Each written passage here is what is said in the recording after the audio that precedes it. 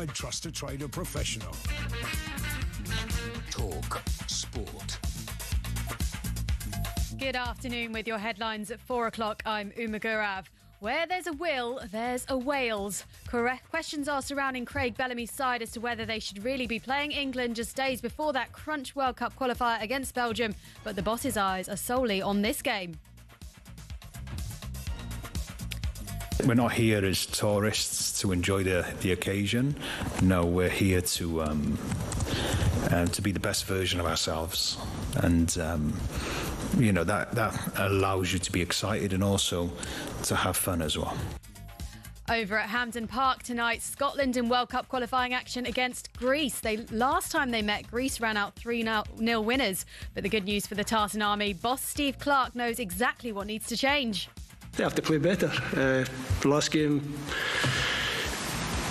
we gave away goals that are not really part of our makeup. We don't normally defend and give goals away like we did. England versus Wales is live on talkSPORT from 7. Meanwhile, after £100 million was injected into Spurs by their majority shareholders, ENIC, what does this really mean for the club, Simon Jordan? It's a nice little announcement. It's positive. It reinforces the idea they're not for sale. Everything is for sale. If someone comes knocking on Spurs' front door and wants to pay £4.5 billion, then Joe Lewis will sell it. I'm sorry, I don't care about the protestations. And FIFA President Gianni Infantino has suggested the international calendar should be changed to allow for regular Winter World Cups. He wants more club football being played in June in the future to allow for that too. There's more on that at talksport.com. talkSPORT News. The Israeli government says a ceasefire in Gaza will begin within 24 hours of its cabinet meeting this afternoon. And vigils and moments of silence have been held to mark a week since the terror attack at a synagogue in Manchester. There's more from the news team at past. talkSPORT weather. With QuickFit, get a free vehicle safety check at all of our 600 centres nationwide to keep you safe on the road. Visit your local centre or quickfit.com and book today. Clouds sinking south into central areas through this evening and overnight with some light rain or drizzle. Otherwise, it's largely dry with clear spells.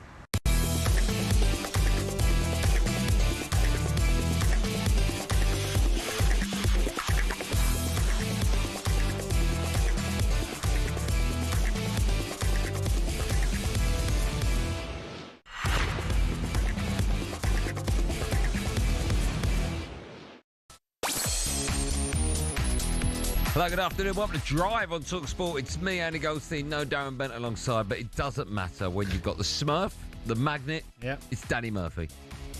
Good afternoon. Where is Mr. Bent? I don't know what he's doing today. I didn't even know he was off. It'll be another bit of paid work.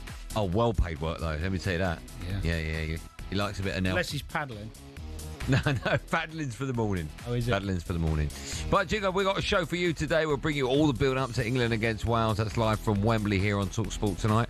And, I'm sure you've read about Jim Ratcliffe. He's back in Ruben Amorim. We'll be asking why on earth he's put Manchester United back on the back pages and ask how long a manager needs to make their mark. British heavyweight boxer Dave Allen. We love Dave Allen. He'll be joining us on our show today ahead of his fight. And it's a fight you can hear live on talkSPORT on Saturday. And Danny Murphy would tell us how to take a penalty in the Premier League. All that. Plus we've got Murphy's Law. And we'll be asking whether Liverpool are in crisis. This is Drive. This is talkSPORT. You can get involved by picking up the phone 03717 223344. That excites me about as much as thinking about crookie in your bath having a drink. Smurf, you're struggling with the earphones, aren't you? It's all right. It's fine for now. We'll sort it out. When you do White and Jordan, do you have earphones or not? Yeah, same ones, but I don't know. It's like maybe they've been wired up wrongly. No. I mean, the normal is just you trying to get a round peg in a square hole or whatever the saying is.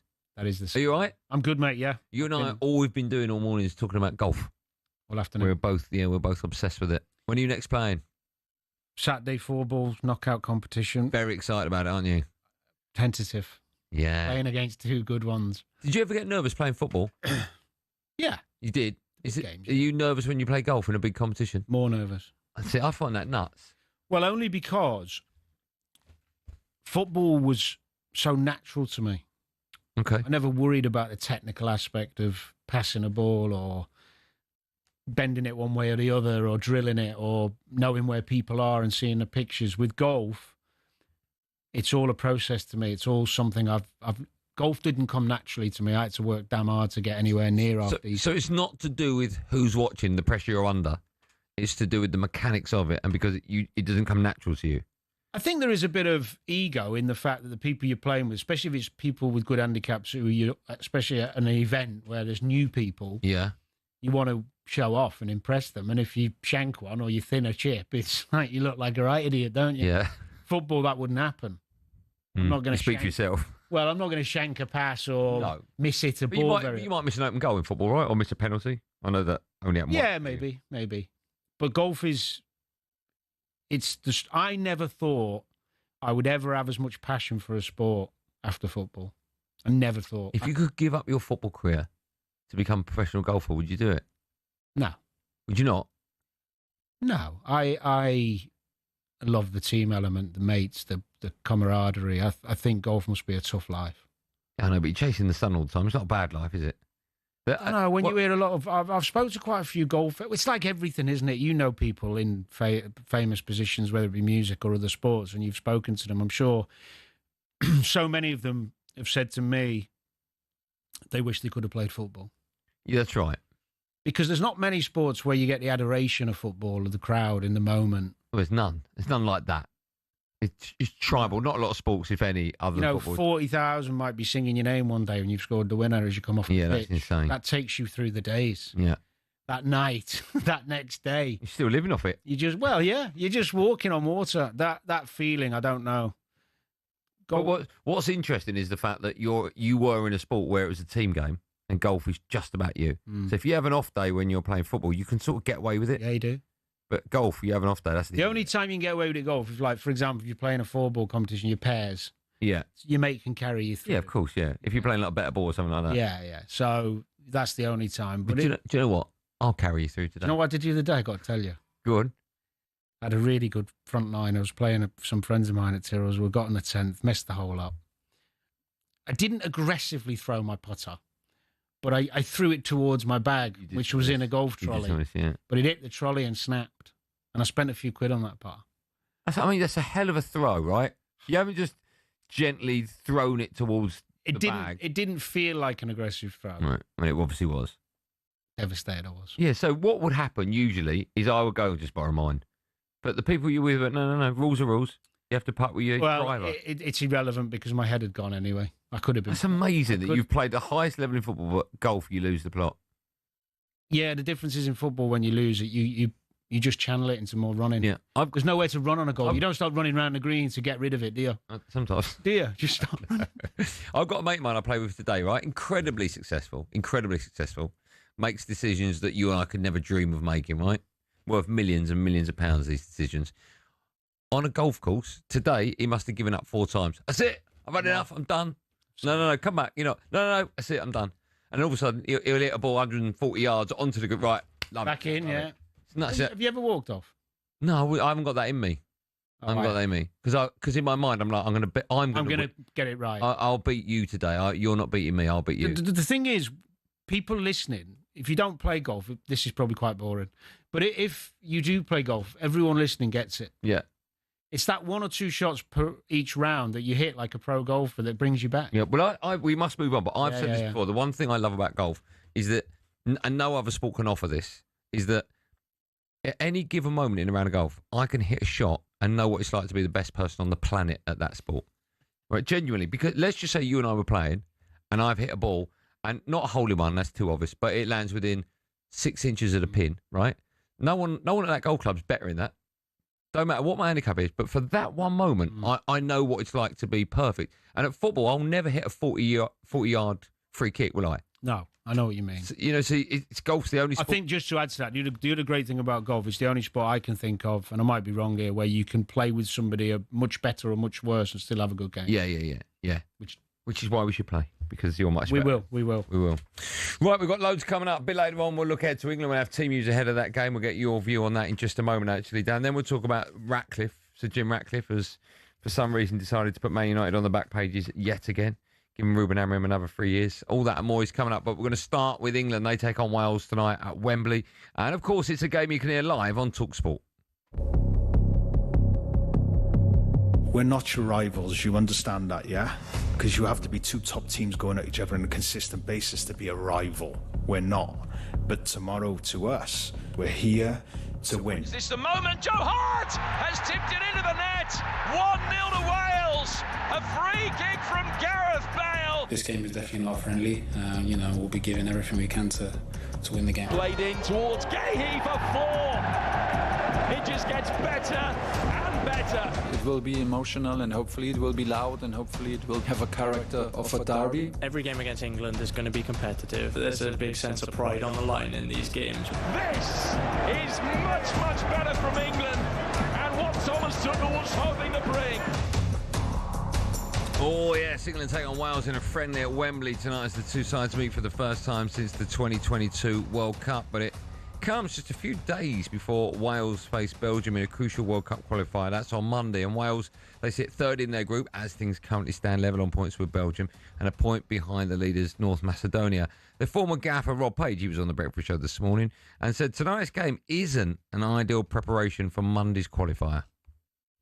Yeah, I get why everybody's talking about it. For me, it's not a great fixture. I was sat in the car for an hour and a half this morning listening to you guys as well. So I had Dino's interview on, and I agree with a lot of what Dino said. You know, it's probably not the ideal fixture with such an important game on Monday against Belgium. Yeah. You know, you're torn between your heart and your head tonight because it's against England. As a Welshman, you know, you want to go up and give your best and play your best 11, but it's risk and reward, isn't it? There's so much risk involved in that, because if you want to ask your team to play at any sort of intensity, which you're going to have to, by the way, to get a positive performance against a top England team, whoever he puts out tonight is going to be a top team. This is a massive game, of course, for Wales tonight. They haven't won at Wembley since 1977. But the bigger game is without doubt on a Monday. Are you surprised that they've decided to put this game where it is? What's the point of that, Dan?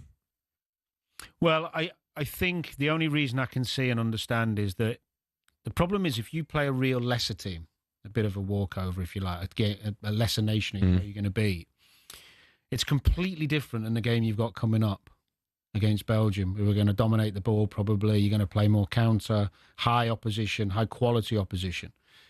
So in effect, you're mirroring what you've got coming. You've got a dominant team with lots of quality players trying to hurt you all the time with creativity and pace, and you're replicating what you're about to face. So if you take it into club level, I used to find that the bigger games, the more often you had bigger games, the more comfortable and confident you were going into the next one because you've just had one. The negative is if you get pumped, it has the reverse effect. But surely, I understand the principle behind what you've said, but surely Wales going into the Belgium game, they'll be ready for that. They don't need to learn anything from tonight's game, right? They won't benefit from anything that happens in 90 minutes tonight and go, oh, I didn't know that. We could use that against Belgium. If I'm talking more from a physical point of view and a mental, so if you're concentrating in a game on really good players and how they're going to hurt you, you're really focused about it. And then you're doing it again the next game. Yeah. You're in that habit already. And from a physical point of view, that's... If you work too hard trying to stop the opposition for 90 minutes, then you're doing it again and again, that could have a detrimental effect. As a player, from your perspective, would you rather have a team miles down the rankings tonight, 3 days before Belgium? I wouldn't know. You'd rather have England tonight, would you? But I wouldn't want to play 90. Right, okay. So I think if he starts his best team, which I think he probably will, I think you'll see definitely no more than 60 minutes. 4 or 5 of them will come on. So you think there's benefits tonight for Wales, right? I'm trying to see the benefits. I mean, ideal world, I'd go for a lesser team than England and not a walkover. A good test. Okay. Someone gets a sweat on and, you know, like you can see that the lads have had to work a little bit and get... The thing is, Andy, it's so individual because some players love regularity of games. Some players who haven't played since the weekend... If they went, let's say they didn't have a game and they went from the weekend to next Monday, some players would prefer to do some work like real intense training or even another match. Some players are really comfortable playing more regularly and some need more rest. So it depends on the characteristics of the players you've got in the team. I think Bellamy and the FA have probably thought Belgium, England, both high-level teams. Yeah, I see that. So... We'll prep Belgium by playing England, because it's going to be a similar setup in terms of they're going to have more of the ball. But they're still. I see the logic. They're still going to be desperate, not just the players but the fans, to win this game, right? Maybe a little bit more than they need to with such a bigger game coming up on Monday. I think you'd be surprised, the players.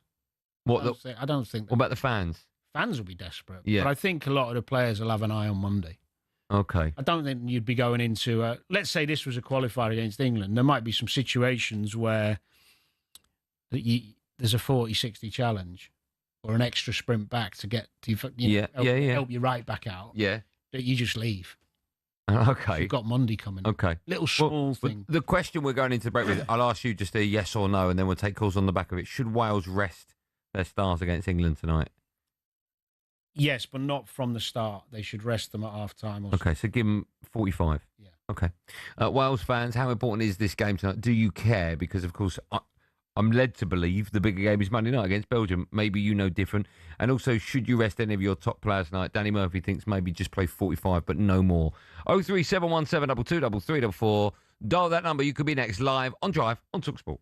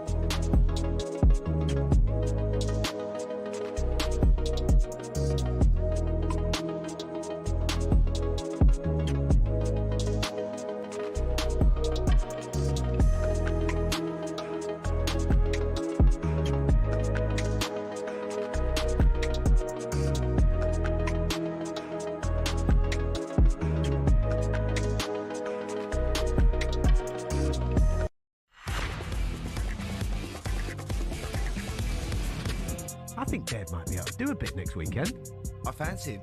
I put the work in, and if I'm good enough, I'm good enough, and if I'm not, I'm not. But I can be proud of myself for probably the first time in my career. If this was made 2 to 3 years ago, I'd have said this is absolutely crackers. Right here for Dave Allen at this stage of his career. Big right hand goes in, Fisher again as he covers up body shot.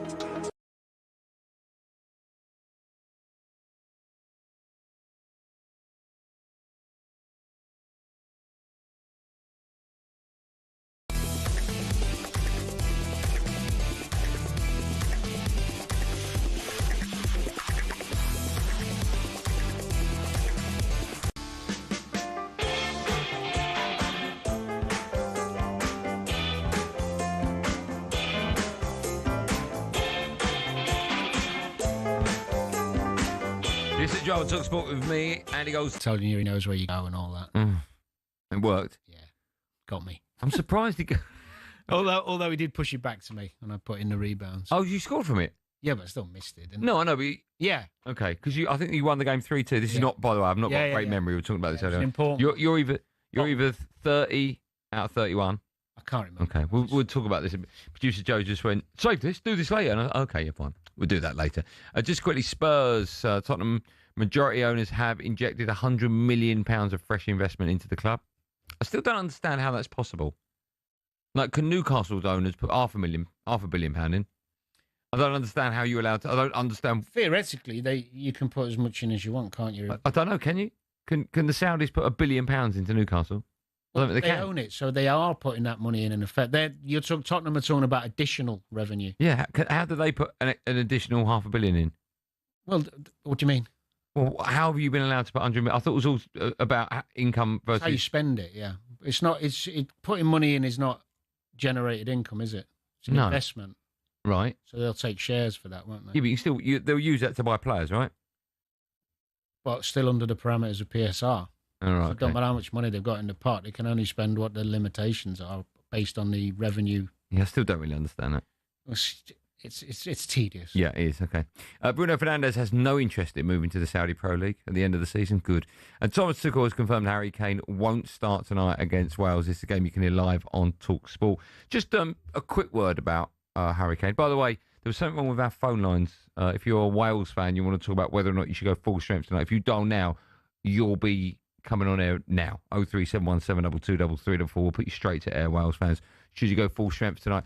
Just a quick word about Harry Kane. Is it a worry for Thomas Tuchel? Is it a worry for England fans that if Harry Kane is fit, it's like, where do we go now? If we got a problem around the 10 role, there's 2 or 3 players. If Jude Bellingham, if he's your first choice, isn't fit, there's other players, Cole Palmer, that can play there. Maybe Grealish can come in, etc. But for England up front, we don't have that cover at all, do we? Or do we? Well, we've got cover. We just don't have somebody at the moment who's pulling up trees that you feel would be adequate to fill his shoes. Because he's so reliable, isn't he? I mean, Watkins did it pretty well, scoring in the semi-final in the Euros, and he was a threat when he came on most of the time, which is great. But he needs to recapture that form and look the threat he once did, which hopefully he will. Not sure about Ivan Toney playing over in Saudi, of course. What, because you haven't seen enough of him, or because the standard out there? Standard. Yeah. Delap's injured at Chelsea. I wouldn't worry about it just yet. But we have got people who can play the role. When everyone's fit and Kane's not, who are you picking up top?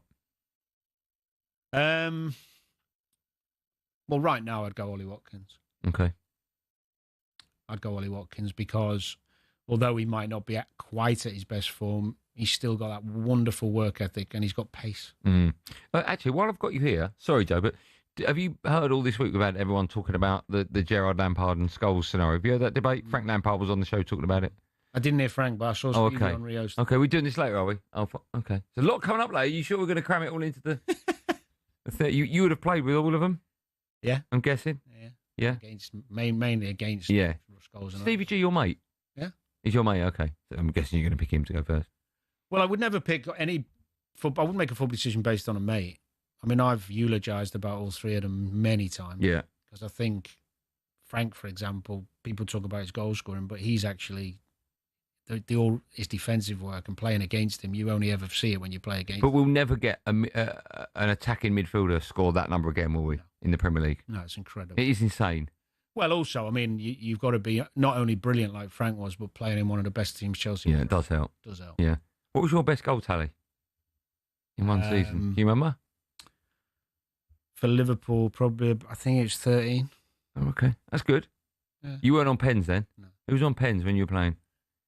Michael Owen, Robbie Fowler, Gary McAllister. I got a few here and there. Yeah. It's hard though. You're down even free kicks. You're queuing up. Yeah, very difficult to get in that. Redknapp in the early days. Yeah. You've just got to keep begging. Right, let's go to the phone lines. Gareth is a Wales fan. He joins us now. He's called us on 03717223344. Hi, Gareth. How you doing? Hi, UK. I'm good, thank you. Hi, Gareth. I'm good, man. What are you thinking ahead of tonight's game against England? How important is this game compared to Monday night against Belgium? Oh, it's nothing compared to Monday. No. Belgium's going to be everything. It's the World Cup. We don't qualify. Men's World Cup, we loved it the last time. Yeah. It's in America. What can be better? So what would you do with your players tonight? Danny Murphy said maybe at best give them 45 minutes, but no more. Yeah, no, I totally agree. Give them a run out, keep the legs fresh. I say Monday is going to be massive for us. Absolutely massive. Belgium, we do fairly good against Belgium. Let's hope we can have the goal of the tournament again. Yeah, I remember that one. That'd be nice. That would be really nice. Okay. If we can pull it off, it'd be brilliant. But yeah, tonight, like I said, it's always nice to play England, but we know where we are. We haven't got a team like England, We haven't got the money. We haven't got the players. Are you surprised they made this fixture then, in hindsight? No, because I listened to you earlier. We do need a good run out against good opposition. So, yeah, it's England. We haven't got to travel that far. True. Which is a big thing. Obviously, we're home now Monday. We haven't got to travel far, so it's keeping us fresher. Yeah, it makes sense. We can have 45 minutes, have a run out, keep the players, then, yeah, let's beat Belgium. Just beat Belgium. That's all you got Makes to do. sense, the geographical aspect. Yeah, that does. Sure. What do you think the score will be tonight, Dan? Well, I think if Wales go strong for the first half, it'll be tight. I think England will... 2-0. Yeah. Yeah. Okay. A reminder, that game is live on talkSPORT tonight. Build up against when we come off air, and then the boys on the Sports Bar will be taking your calls from 10 p.m. We won't be able to see it, though, will we? App. Listen on the talkSPORT app to the commentary. What, you take me to the pub? I'm out tonight. I'll tell you where in a minute. Still to come, I'll be watching those. Still to come, we'll be discussing Jim Ratcliffe's comments on Ruben Amorim's future. First, so it's time for no Googling. I'll take you to the pub, Dan. We want to know which two players scored for England when they last beat Wales at the 2022 World Cup. It was a 3-0 win. Who were the two players? Obviously, one of them got two. The answer to that and loads more coming up on talkSPORT Drive with me, Andy Goldstein, and the Smurf, the Magnet, Danny Murphy, after this.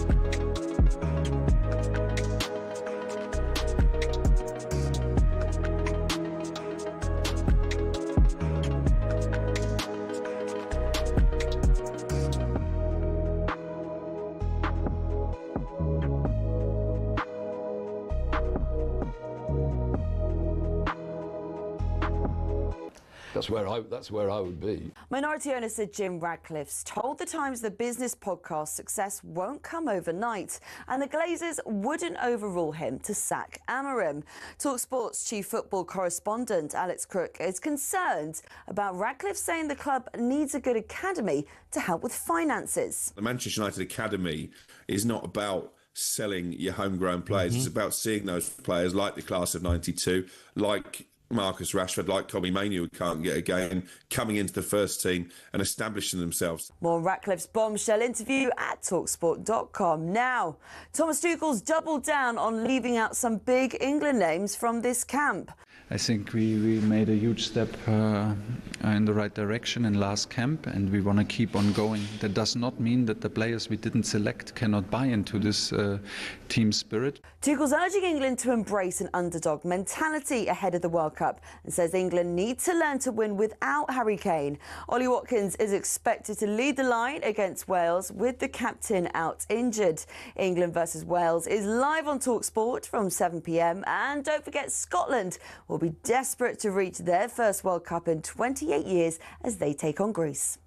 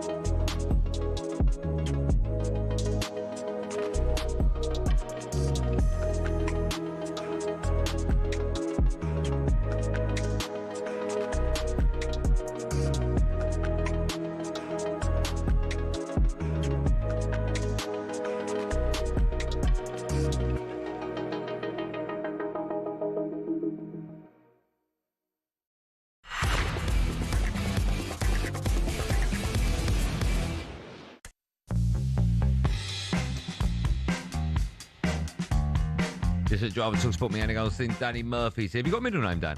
Yeah. What is it? Ben. Is it? Just Ben. Benjamin or Ben? No, Ben. You happy with that? I was Ben originally. Ben Murphy? My mum called me Ben, and so the story goes, my dad didn't get to the birth till afterwards because he was probably in the pub. bastard, yeah. Yeah. And then he begged her to call me Danny after him. All right, what was his name? Who was Ben? Don't know. Oh, okay. It's interesting, isn't it? Mum just I never understand, genuinely, I never understand the dad calling the child the same name. What's that all about? I think it just feels like a connection. Like my two sons have got my name as their middle name. What, Dan? Daniel. That's fine. I get that. Just so they don't forget me when I'm dead. Or even alive. Yeah. Who's that bloke? Yeah. It's your dad. Go and answer the door. Right, before the break, ask the question, which two players scored for England when they last played Wales at the 2022 World Cup? Now, you guessed one in the break, and I went, no, you got the year wrong. I haven't given you the answer here. Do you know Rashford's one, isn't he? Rashford scored two. Yeah. Who Free scored kick, one of them. I don't know the other one. Phil Foden scored the other one. Yeah. Still to come, we'll be discussing Jim Ratcliffe's comments on Ruben Amorim's future. Can't wait for your view on that, Dan. But now, as we're joined by former Liverpool midfielder Danny Murphy, it's only right that we touch on his old side, Liverpool, because, of course, they've lost their last 3 games, which has seen them lose their spot at the top of the Premier League. That run started with defeat against Palace before they went on to lose against Galatasaray and Chelsea. Arnie Slot spoke to talkSPORT after Saturday's game at Stamford Bridge and reflected on his side's form. It's been a tough week and a disappointing week. But the only thing I can ask from the players is that they give everything they have. That's what they did last week in the second half performance against Palace. We were so much stronger than them. We created so many chances. The Galatasaray game was a different type of game. I think in the second half there was hardly any playing time, so we didn't create that much in the second part, but we just kept trying. And today I saw, in a very difficult away game, a Liverpool team that created more chances than Chelsea did. Now, let me ask you, because I've not done a show with you for a long time talking about Liverpool, and at the risk of not repeating myself in conversations I've had many a time with Benny, my view about Arne Slot, I don't really know how good a manager he's going to be, or he is, until we see him build his own side. A bit like Arteta winning the FA Cup with Unai Emery's team within, I think, 6 months, something like that. I digress, but you understand where I'm going with this, right?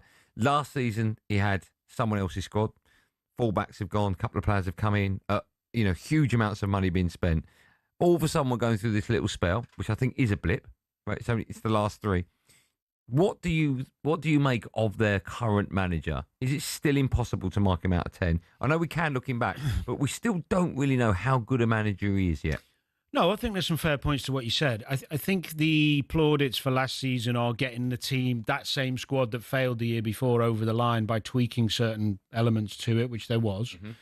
Things like the composure and control and the slower, more control build-up, let's say. Diaz playing down the middle a bit more often, keeping Trent more as a fullback and letting him go into midfield as often.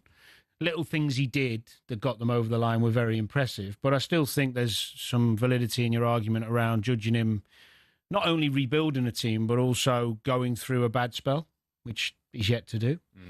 I think some of the rebuild wouldn't have been wanted. I don't think any manager would tell you they want 5-6 new players coming in at any one stage. That's never easy for lots of different reasons. The fact that Jota passed away, the fact that Diaz wanted out, the fact that Trent decided to leave, 3 real integral members of that team last year, you've got to replace them. It's not a choice. So you've got to replace them. I know Nunez went because he failed, but again, member of the squad who contributed, you've got to replace him. Then you've got to add a couple more as well. You've also then got to hope that they adapt not only to the pressure of playing for a club like Liverpool, which none of them have had before, but also adapt to Slot's way. Now, depending on what that messaging is, and depending on the intelligence of the footballer, it can take a bit longer for some than others. I also think that 4 or 5 missed pre-season, which he's talked about a lot, been well documented, I get. And I also think it's relevant that during pre-season, when Jota passed, horrendous accident, that not only the mental impact to a lot of the players, but the training was stopped. So that interruption, I'm talking about the impact on them mentally, but I'm getting to the point about the physicality. So you'll have heard it a million times from people you've spoken to on the show, how important pre-season is for your success of your season individually and collectively.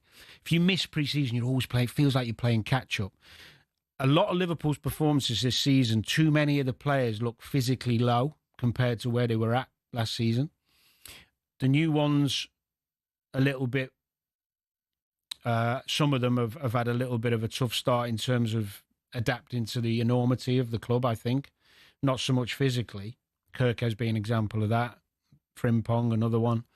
So there are mitigating circumstances. I'm not saying just one of these. I'm saying all of them put together. That's fair. And I think probably the other thing as well, when you break it down, if you look at the style, Carragher used the term basketball games, and I think that was quite right in that a lot of Liverpool's games, like, whoa, chance for them. It's like end-to-end stuff. The control and composure I talked about Liverpool having last season, people say they've lost it, but don't really talk about why. Why have they lost that control and composure? Well, the back four generally last year was Trent, Robbo, Konate and Virgil. Didn't have many injuries. No. Now, you've lost the best footballing right back in Europe, arguably. Yep. I know, let's not talk about defending. No, I agree from with a footballing perspective. Yeah, of course, yeah. Konate had the season of his life, the best season of his career.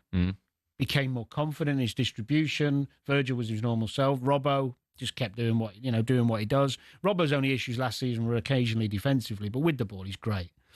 So all of a sudden, Konate's lost some confidence. He's a bit tentative. His passing's off. He's making mistakes. His confidence has dropped. They've had 3 different right backs.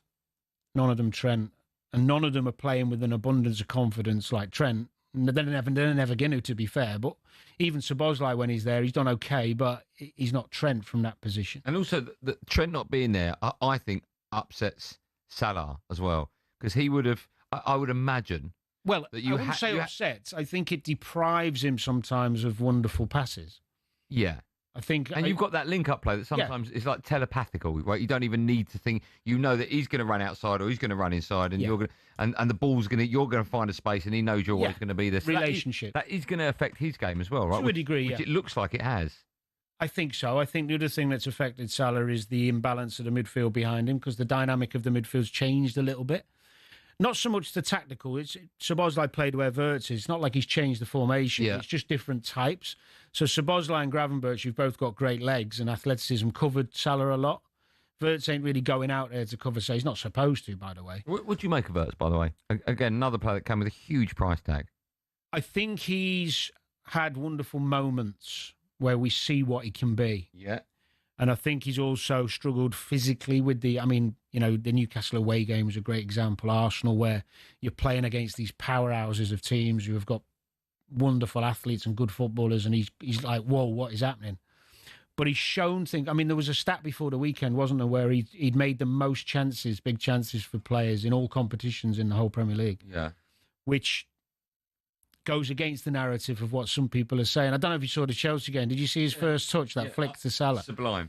Things like that he's capable of. But his all-round game's got... I think it's just a physical thing with him.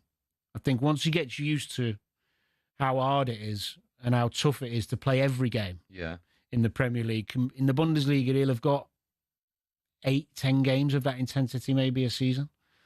So I think he'll be fine. Got no worries about it. What season? I know Liverpool have already won the last season. What season do you think's harder to win? Is it this one here with some of his players coming in and what you talked about in pre-season, which I totally agree with, or his first season in charge at Liverpool? Well, I mean, it's easy to say now because they've won the first. This one... Because he's almost created a rod for his own back, right? The expectation levels... That's why it's harder. Yeah. Even if you take away the different amount of players you're trying to integrate into the team, the expectation now with the money spent, the players brought in, everyone's saying he should win it. I mean, most people tip Liverpool, including me. Yeah, I did as well. And I actually thought some of the new boys would do better. You look, like Wirtz 120, right? Ekitike was 80, 85. Isak was 120. I mean, you can't spend that kind of money and come second. The expectation levels, right? Well, you can. No, I know factually you can, but you I mean, can. You can come third or fourth. I know, but do you know what I mean? Where you're spending so much money. The thing is, what you have to. The only one of the players who Liverpool have signed, and you could argue there's still room for improvement in Isak, but he's the only one who's well-rounded. We know what he is. We know what he can do. Is who? Isak. Right. Okay. Yeah. The rest of them are all potential. They're all great players. Kirkes? Yeah, he's had one good season. Yeah. So he knows the league, is what I'm saying. He knows the league, but he's still somebody they've bought hoping to improve and make him better. Yeah. He's not the rounded. They haven't gone and got the finished article. No, by no means. Because that's not what they do. But they should, I think, with Ekitike, I mean, he looked phenomenal, right, from the start. You could argue, it's a tough argument to have because Isak's one of the best number 9s in world football, right? So if you've got the option of buying him, I think you have to anyway. But that argument of should you have gone all out to get Gerrard rather than concentrate on Isak, I understand that because defensively, I think is where the problems are for Liverpool. That's fair. I thought Gay was so important. And not so much if Konate has a bad spell or gets... Because you've got Gomez, Gravenberch can drop in. It's more if Virgil got injured. Yeah. See, Arsenal have covered their bases with that one now. Saliba's already missed games. No one even mentioned No. So I agree with you. I think this year's title is going to... I'm hoping that, actually. We don't know anything for a fact. I actually think it's going to be close all the way. Between 3? If Haaland stays fit. Okay. If Haaland stays like he is now, with that hunger and that physical fitness that he's got, how can they not be? Insane, I agree, yeah. Because he's unstoppable. See, they're my favourites now, Man City, to win it. Are they? Only because I just think Arsenal won't be able to get over the line. The only thing I'd say about City when I see them play now, maybe apart from Brentford. Defensively? They just look like you can get at them. Mm. And if you see all the best teams now, all the centre-halves are rapid. Yeah. And I think City, Diaz is he's still a top player. Yeah. Stones, none of them are what you call supreme athletes. No. But I think Liverpool, there's question marks over their defence, but Arsenal don't have that. No. Which probably makes them favourites, right? It does after 7. If you watch the first 7 games, how could you not? Yeah. You know, Okay. Unfortunately. We'll get for you, yeah. When we come back... Maybe United will have a run. Well, we'll talk about United when we come back up. I can't wait for that. Top 10, I mean, at the moment is a push, isn't it? I've been trying to stick up for him the first few weeks. Yeah. I bet you won't be doing that at 5 o'clock, will you? We'll be taking your calls on all things Man United from 5. You can get involved now, 03717 22 3344.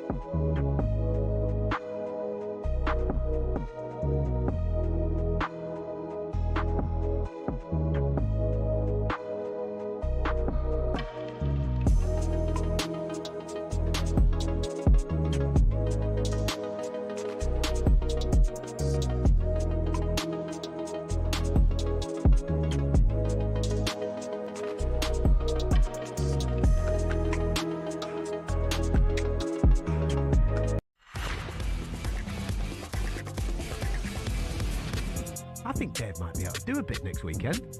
I fancy him. I put the work in, and if I'm good enough, I'm good enough, and if I'm not, I'm not. But I can be proud of myself for probably the first time in my career. If this was made 2 to 3 years ago, I'd have said this is absolutely crackers. Right here for Dave Allen at this stage of his career. Big right hand goes in. Fisher out again as he covers up body shot.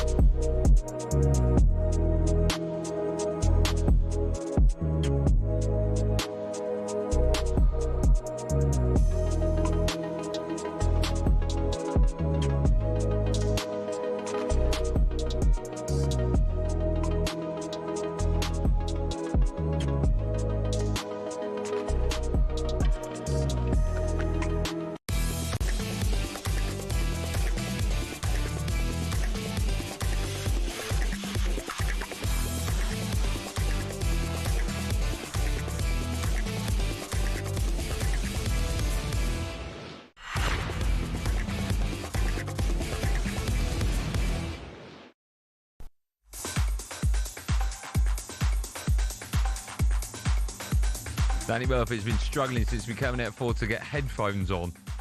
You still haven't got them? I've got one in. You're 50% there. 50% there, and I can hear everything. Still to come, we'll continue our build-up to England against Wales. The game you can hear live on talkSPORT tonight. Just quickly, Stephen Gerrard, he says he'll talk to Rangers about returning to the club as their new manager. Have you spoken to him about that? I haven't, actually. Have you, though, but you just can't say? No, I actually haven't. Look at me. Okay, yeah, go on. You have spoken to him, haven't you? Oh, okay. I actually am surprised that he's talking to them. I thought he'd probably say no, but maybe... he's one of these... Steve's one of these guys who's got such belief in himself. Why do you think you say no?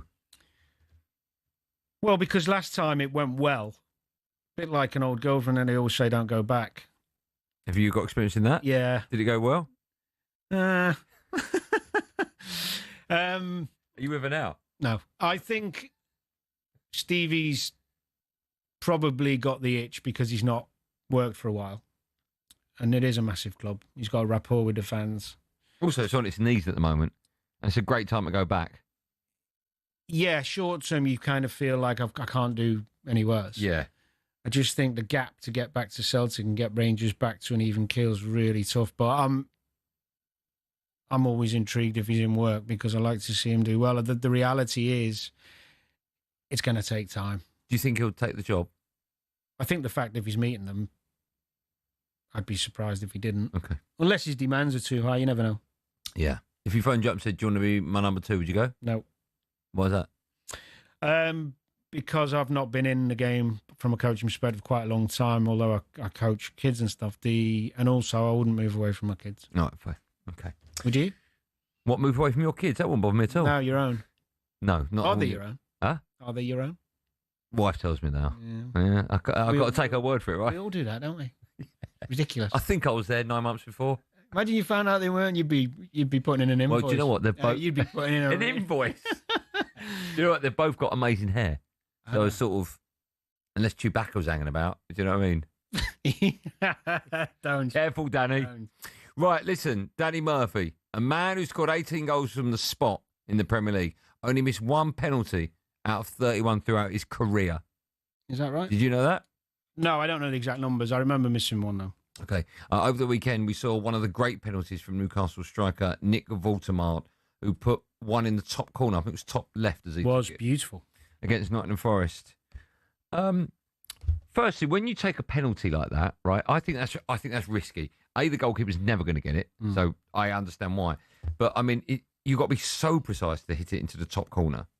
What was your go-to penalty? My go-to penalty was keeper's left.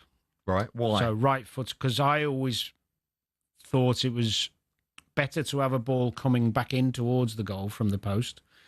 Because you're hitting it with your right. I'm curling it with my right, yeah. Firm. Yeah. But because it was my most comfortable technique. Whereas if you're going the shearer way, if you like, to the keeper right. Across your own body. Away from the keeper. The ball is it's all travelling away from the goal. Yeah. So I like that. It was just a more comfortable thing for me to do. The top corner penalties generally aren't meant for the top corner. Oh. So the top corner penalties are normally when you're trying to lift it a little bit, so it's not along the floor, especially if it's a bit sticky or it's not like, if it's really like winter and get really wet pitch, it's not bad to hit it low because it skids off the ground. But if you're trying to lift it a little bit, what tends to happen with the top corner penalties is that you've just leant back a bit much and you just pretend it's gone in the top. I did one at Old Trafford, scored a pen at Old Trafford once. Like that? Right, yeah. Unbelievable, right in the corner. It did not mean to go there. But it was... and I just calmly celebrated. Really? You didn't mean that at all? No, I meant to put it that side, of course. Just lift it a little bit, but I leant back too much and it just went vroom, right in the top. Unstoppable. Yeah.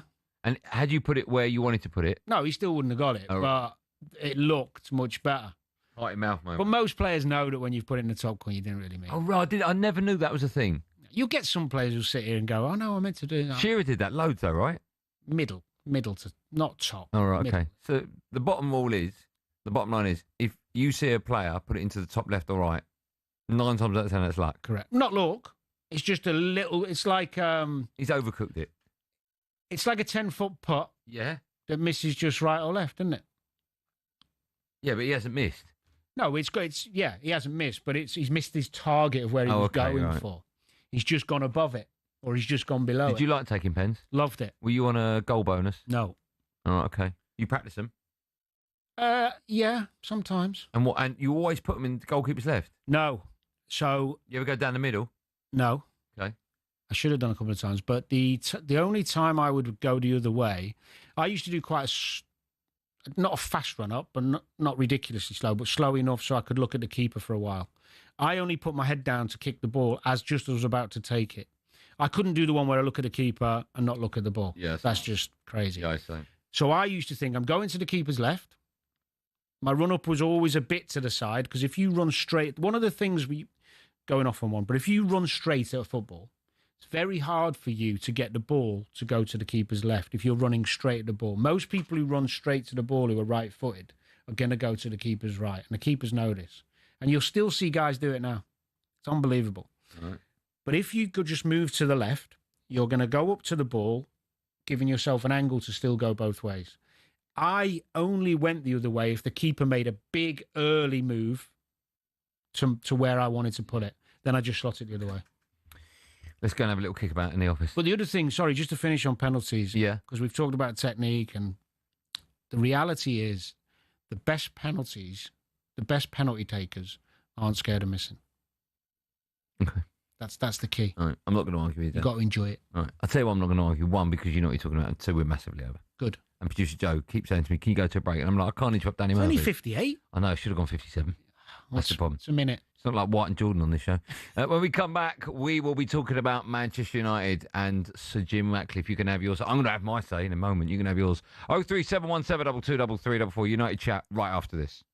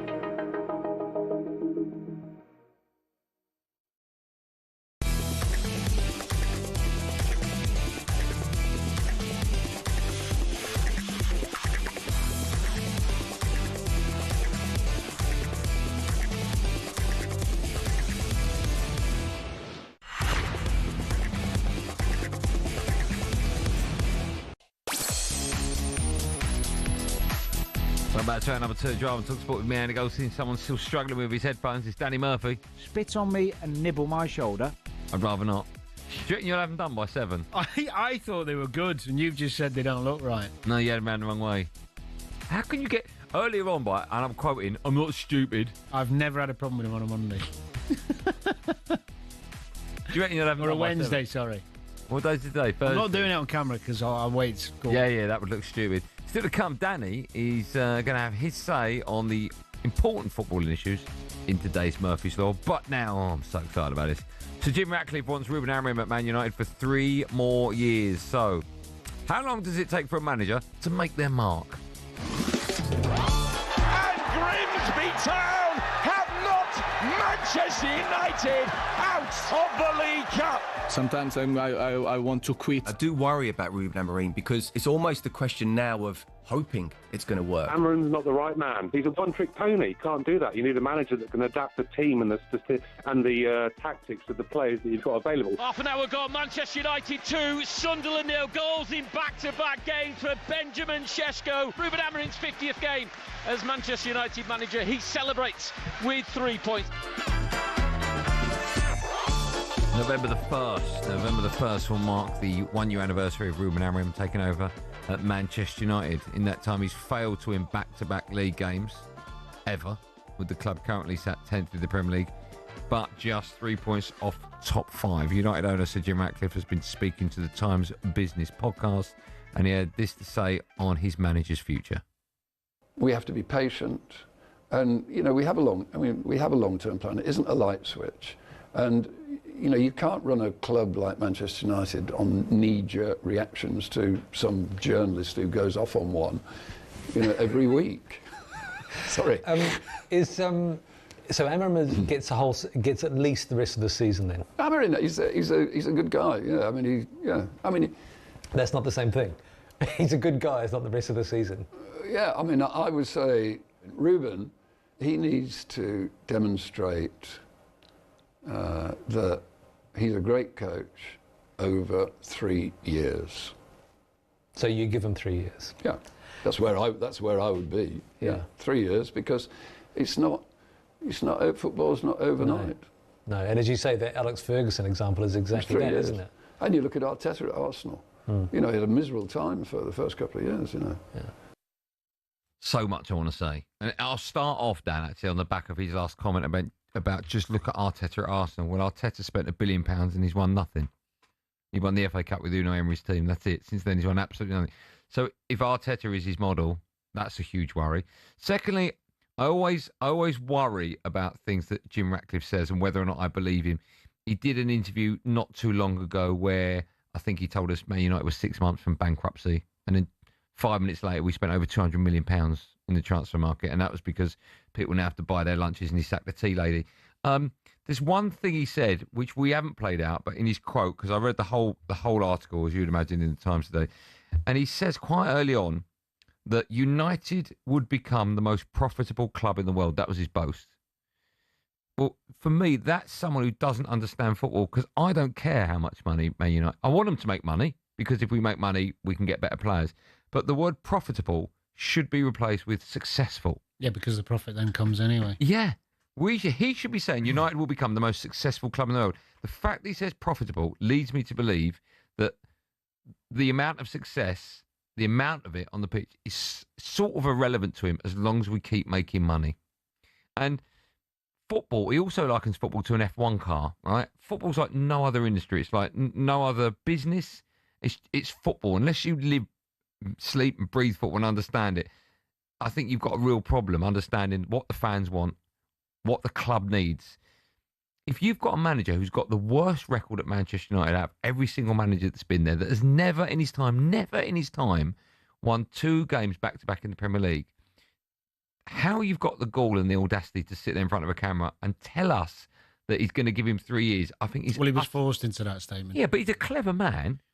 You know, football is all about results. It's a results industry. If he keeps winning, he stays. If he keeps losing, he'll be gone. He won't be there for 3 years. We know that. Come out and say that then. That's absolutely insane. Well, the only sympathy I've got for him is that if he never speaks,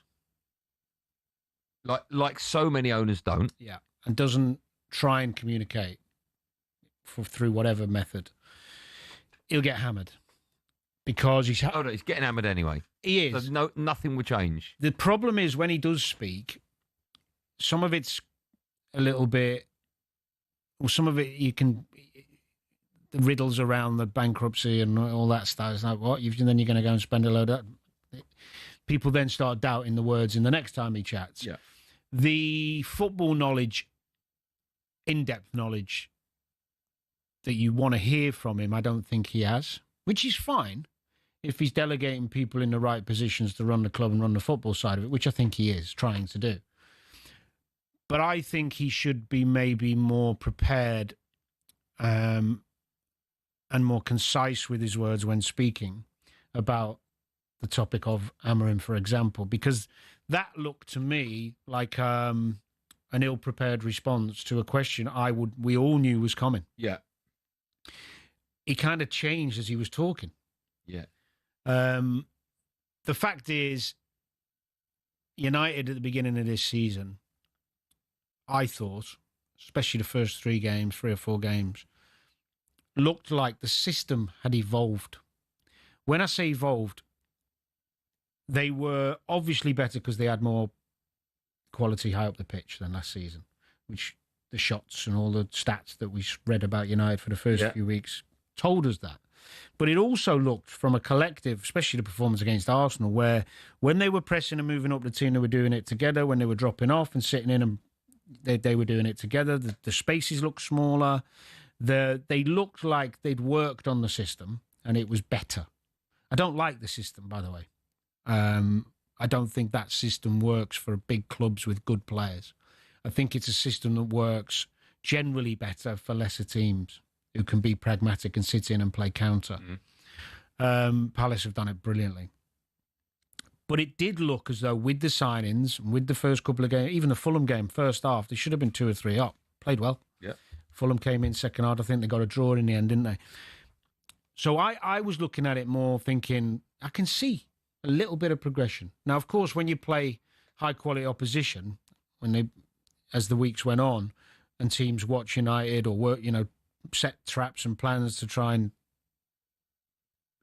infiltrate their system, there are going to be times where they have bad spells in games. But the problem United have had mainly this season, if you take Brentford out of it, which was a really poor performance, the other games, they've been done by individual errors and poor decision-making from the players he picked in those positions. So Bruno was guilty of at least 2, maybe 3 goals, where his lack of defensive duties, tracking back, cost them. Neil Smith-Rowe at Fulham, Foden against City.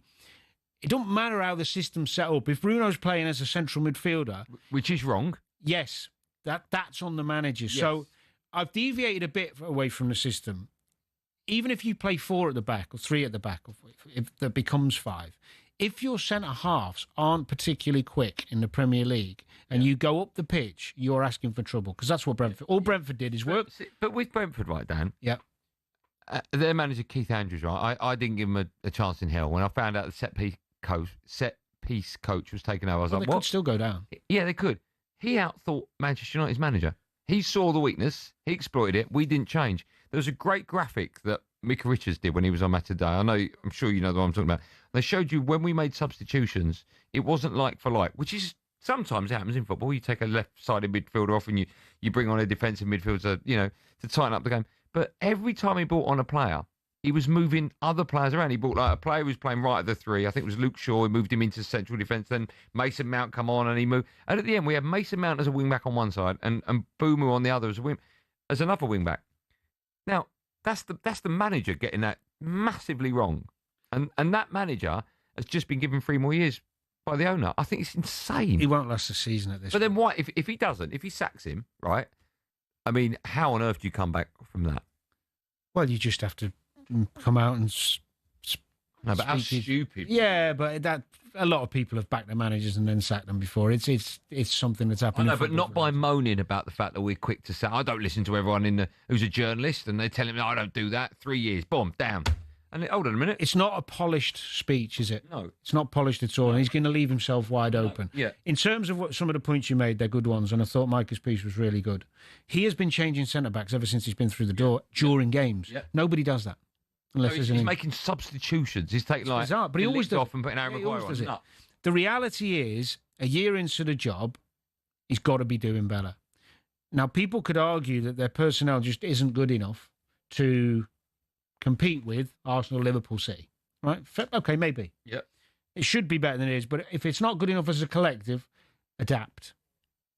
Find a way of being competitive with the players you've got. Now, if you've got a vulnerability with a lack of pace as your centre-halves, you've got to be a counter-attack team. Now, does he have personnel to be counter-attack? Of course he does now. And Brumo's spent his life doing it at Brentford brilliantly. Cunha's scored 40, how many goals? 12, 14 goals last season, doing it for Wolves. Counter-attack every week. He's got players to play a different way.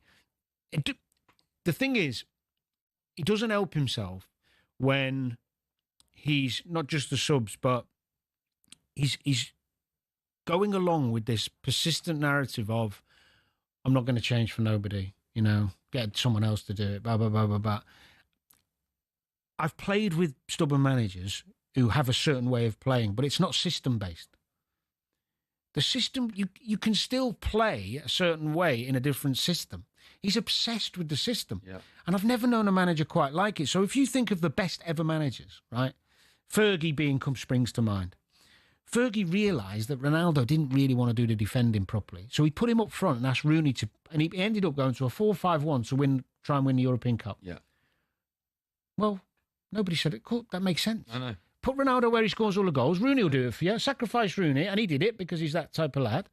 Every manager adapts. Even Klopp, when they got rid of Coutinho. Yeah. He didn't buy another number 10. He went, you know what?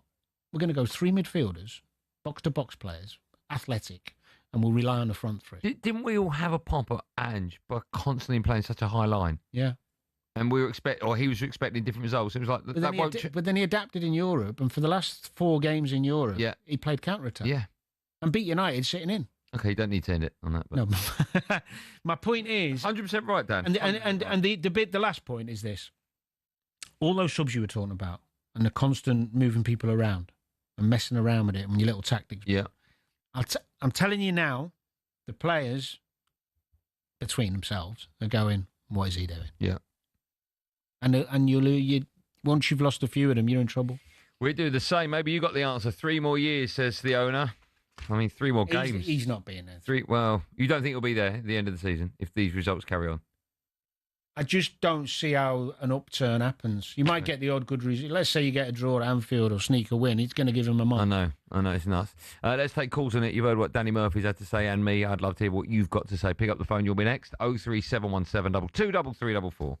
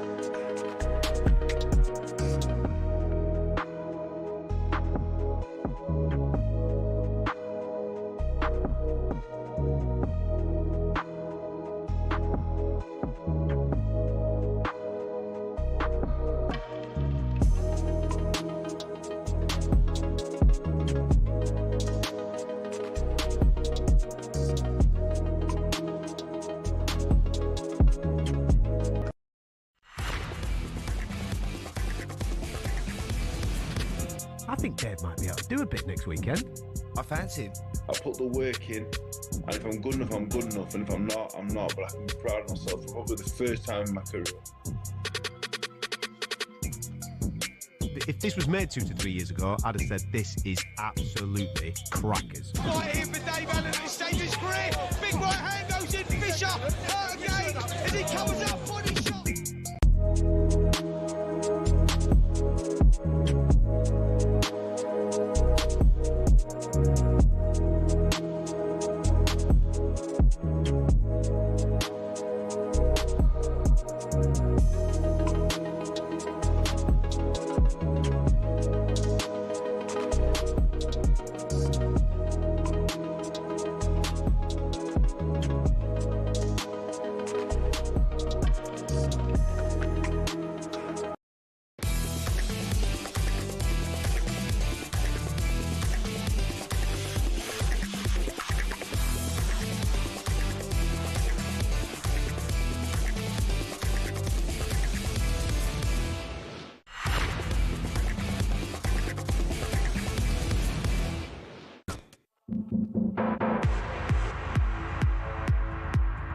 It's at Drama talkSPORT, me, Andy Goldstein.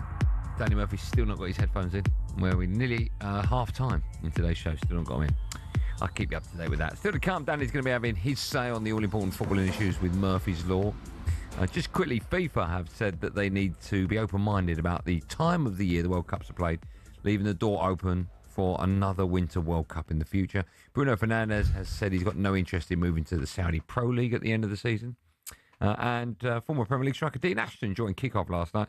He said he didn't understand the need for Sir Jim Ratcliffe to back him so publicly. What happens when he tends to speak is he drops something that that's quite controversial, and this is no different, because so many will have watched and felt that Ruben Amorim was under massive pressure. I know that they've won their last 3 home games, but it's not been convincing. It's not as if we're seeing the real fruits of Amorim's coaching and his style.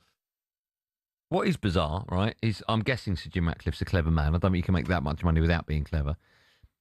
The fact that every single person who knows what they're talking about in football, including football fans, all say, get him out, apart from opposition's fans who say, keep him in. That must mean something to Sir Jim Ratcliffe. Right? He must go, that's a bit weird. I'm wrong here. But obviously not. I think there's some validity in letting him have a bit longer with this group of players he's brought in right now. I understand that, because they don't want to have to start again. So they're giving him the benefit of the doubt. I don't think it will last, by the way, but I understand. What I don't understand is why he would go and have an interview, not speak to some people in the know, and prep himself on a really clever use of wordage to say, of course we're behind him, but he's got to, even if he says he's got to improve, things have got to get better. It's the results industry, all that stuff, and it's not that difficult. I don't know why he found himself in a situation where he's now leaving himself wide open. You could see he was stuck. Gary is first up. He joins us. He's an Everton fan. Hi, Gary. Hi, lads. You all right? I'm good, man. How are you? You're going to laugh at our expense, aren't you? No. Okay. I just think this Jim Radford situation, I just think it's a total financial reason why he's keeping Hammer on. I think if he gets rid of him, he's got to pay him. He's got to go and probably pay compensation for another manager somewhere else and then give them a contract. I mean, when he first came into Man United, the first thing he done was, did he take the free lunches off the staff or little things like that? And I just think he probably thought, I've paid this money, I'm going to stick with him. I'm just going to roll the dice. Maybe. And see how it goes. I understand what you're saying. Isn't there a clause? You might know. 1st of November. It's a year, yeah. But I understand what you're saying, but it is a results industry. If United win everything, they'll get more money. If they lose everything, they'll make less money. So he must be aware of that. So it's going to cost him. Absolutely. If United aren't playing in the Champions League, it's going to cost him more money than if they sacked him and they got Champions League football, right? Yeah, no, I totally agree. But I just think he's got the financial side of it at the forefront of it. I just don't think he's saying, I'm backing my manager because I believe in him, but we're going to stick with him. And I think he should stick with him, to be honest with you, at the moment. I think he should do. Yeah, I'm sure you do. You're an Everton fan. Let's quickly go to Matt, who's also is a Man United fan. Hi, Matt. Hi, Andy. Okay. I'm good, man. Off you go, pal. I can't believe I'm sat here sort of agreeing with a Scouser over a United fan, but I think, Andy, we're crying out for stability. We're crying out this. Us being fans, and I'm in my 40s, so I remember the bad days when I was really young. I remember the amazing days, the 20-odd years of us winning. I remember that, and so I'm in pain now. I really am. But it can't get any worse. And suggesting we're not going to get relegated. There'll always be 3 worse teams than we was last year. Let's just make that absolutely clear. Right. But so what's the alternative? So we change manager again. He comes in and says all these players are not what I want. It's not the right. I want a brand new backroom staff. I want brand new players. And then in 12 months' time, when it's not working, because we all know it's the club that's broken, not necessarily these managers that we're bringing like lamb to the slaughter. I understand. I understand what you're saying, right? But you've been a United fan since when? When are we going back to? Since 80s. Right. In your lifetime, the current Man United manager, factually, is the worst one ever. Now, if he was middle of that league, I'll go, okay, give him the benefit. The worst one ever. I've seen a year of him, and I've seen nothing in that year that leads me to believe he knows what he's doing. Do you know what? It's not a bad argument. And just to interject, the biggest thing for me at the moment, and I am trying to give him the benefit of that, I'm trying to think, and you make some good points as well on the call, it's the way he looks. He looks like a rabbit in the headlights. I know that sounds a bit harsh, but he doesn't look composed and comfortable. He can't even watch a penalty. No, what's that all about, by the way? No, because you're a leader. If you're a leader of a big football club, you need to be inspirational. You need to be calm. You need to be the wisdom. You need to have the advice for the players. They should look up to you for leadership. Never heard of that before. Even the little tactics board where he's frantically moving pieces about. It's like, it reminded me of watching my boy last year in the under 14-15s league when the coach. That was like Grimsby, wasn't it? Oh my dear God! You can see. I think your eyes tell you a lot. Even if you take away the results, your eyes tell you a lot. Yeah. It's too big for him. Totally agree with you. Too early for him. Yeah, I totally agree with you. Well, it's only another 3 years we got. Still to come, we'll be joined by British heavyweight Dave Allen ahead of his fight live on talkSPORT this weekend. You like your boxing? Yeah. I like Dave. He's a great lad, Dave. I'm looking forward to that. First, it's time for No Googling. Ahead of England against Wales, it's live on talkSPORT tonight. 3 Welsh players have won the Premier League this century. Ryan Giggs, of course, is one. Can you name the other 2? You do well to do that, Danny Murphy. Name the other 2 Welsh players that have won the Premier League. Giggs is one. Who's the other 2? What now? No. After the break. And if Danny doesn't get it, I'll tell you the answers.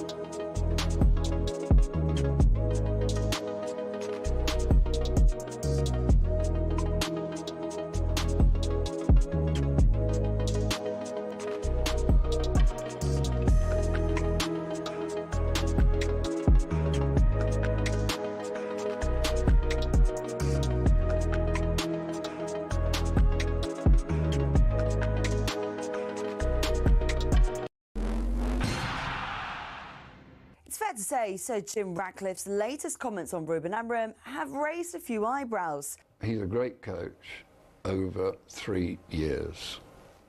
So you give him 3 years? Yeah, that's where I would be. Minority owner Sir Jim Ratcliffe's told the Times the Business podcast success won't come overnight and the Glazers wouldn't overrule him to sack Amorim. talkSPORT's chief football correspondent Alex Crook is concerned about Ratcliffe saying the club needs a good academy to help with finances. The Manchester United academy is not about selling your homegrown players. It's about seeing those players like the class of 92, like Marcus Rashford, like Kobbie Mainoo, who can't get a game, coming into the first team and establishing themselves. More Ratcliffe's bombshell interview at talksport.com. Now, Thomas Tuchel's doubled down on leaving out some big England names from this camp. I think we made a huge step in the right direction in last camp, and we want to keep on going. That does not mean that the players we didn't select cannot buy into this team spirit. Tuchel's urging England to embrace an underdog mentality ahead of the World Cup and says England need to learn to win without Harry Kane. Ollie Watkins is expected to lead the line against Wales with the captain out injured. England versus Wales is live on talkSPORT from 7 p.m. and don't forget Scotland will be desperate to reach their first World Cup in 28 years as they take on Greece.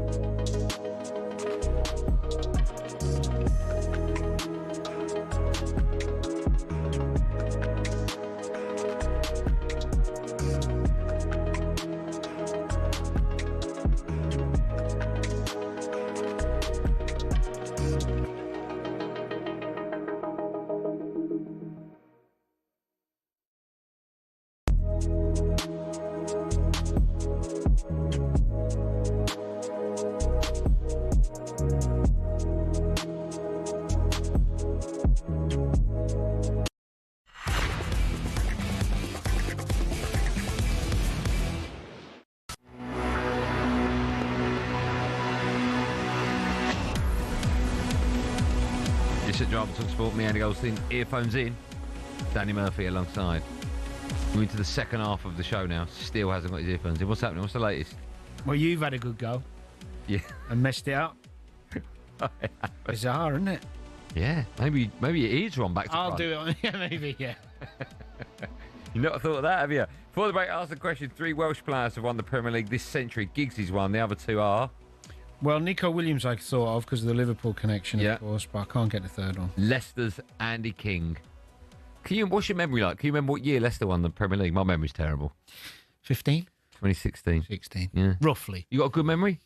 It depends on what period. So, for example, I remember as a kid loving the FA Cup final so much. So the 80s I remember. But if you ask me about the 90s, same as me, I'd be struggling. Were you the same? I bet you can remember every shot when you finished a round of golf. I bet you can replay every half. I can do that. Yeah. But I go up the stairs, I'm like, oh, what? Although, I can on the day, but a couple of days later it's gone. Yeah. Still to come, we'll be joined by the British heavyweight Dave Allen ahead of his fight live on talkSPORT this weekend. But now it's time for this. This is Murphy's Law with Danny Murphy. Yes, time for Murphy's Law. Former Premier League midfielder Daniel Ben Murphy, lays down the law on some of the big footballing topics of the day. Let's start with a debate that's been raging all week. Well, over the last 15, 20 years, actually, on Drive, Scholes v Lamps v Gerrard. Now, we were joined in the studio yesterday by former Chelsea midfielder John Obi Mikel, a man who also very briefly joined Man United before moving to Stamford Bridge. He had this to say. Got to train with the team, obviously. Sir Alex Ferguson, every day I train with the first team. Paul Scholes, my God, what this guy was doing in training. It's incredible. It's incredible. What was he doing? The passing, the awareness, everything. I think that Barcelona great team, that era of Barcelona, where you have Xavi, Busquets, and Iniesta, I think there's only one player that I think could fit in that midfield, and that's going to be Paul Scholes. Wow. I think there will be a space for Paul Scholes in that trio midfield. Paul Scholes was something else. Now, Rio said Scholes will be the best midfielder in the Premier League today. John Obi Mikel seemed to also suggest Scholes was the best of the three. Where do you stand on this, Daniel? Well, I understand what he's saying about Scholes, because my first experience of training with him was after playing with him, against him, sorry. So when I first got in the England squads, was the realisation I had of Scholes and Becks. And I put Becks in a similar bracket to where I was gobsmacked. Mm. So the one-touch games where the awareness and the speed in which they play and they see things was just like, whoa. And we only really had Stevie like that at Liverpool. So I appreciate Scholes so much from understanding what he's like in training, but also playing against him and trying to stop him, because he's got this great awareness and understanding of everything around him. So because physically he's not great, but he doesn't. And actually, the midfield trio he's talked about there, Barcelona, I understand why he said that Scholes would be the most obvious choice to throw in there, because he's like them. Mm. Now, I've talked about Lampard and underrated defensive abilities and his discipline as a midfielder as well. He wasn't just all about me, I'm going to score. He could do the defensive work. He was a tank as well, Lamps, big lad. Stevie had the all-round midfield package, which was, because he started out at Liverpool, they were thinking he was going to be a deep-line midfielder because of his physicality and his tenacity, and then he ended up playing centrally, then a normal 8, then he was a 10, he played on the right for a while, he played right back some games as well when we needed him. I look at it quite simply because they're all amazing, and I've been hurt by all of them many occasions. Yeah.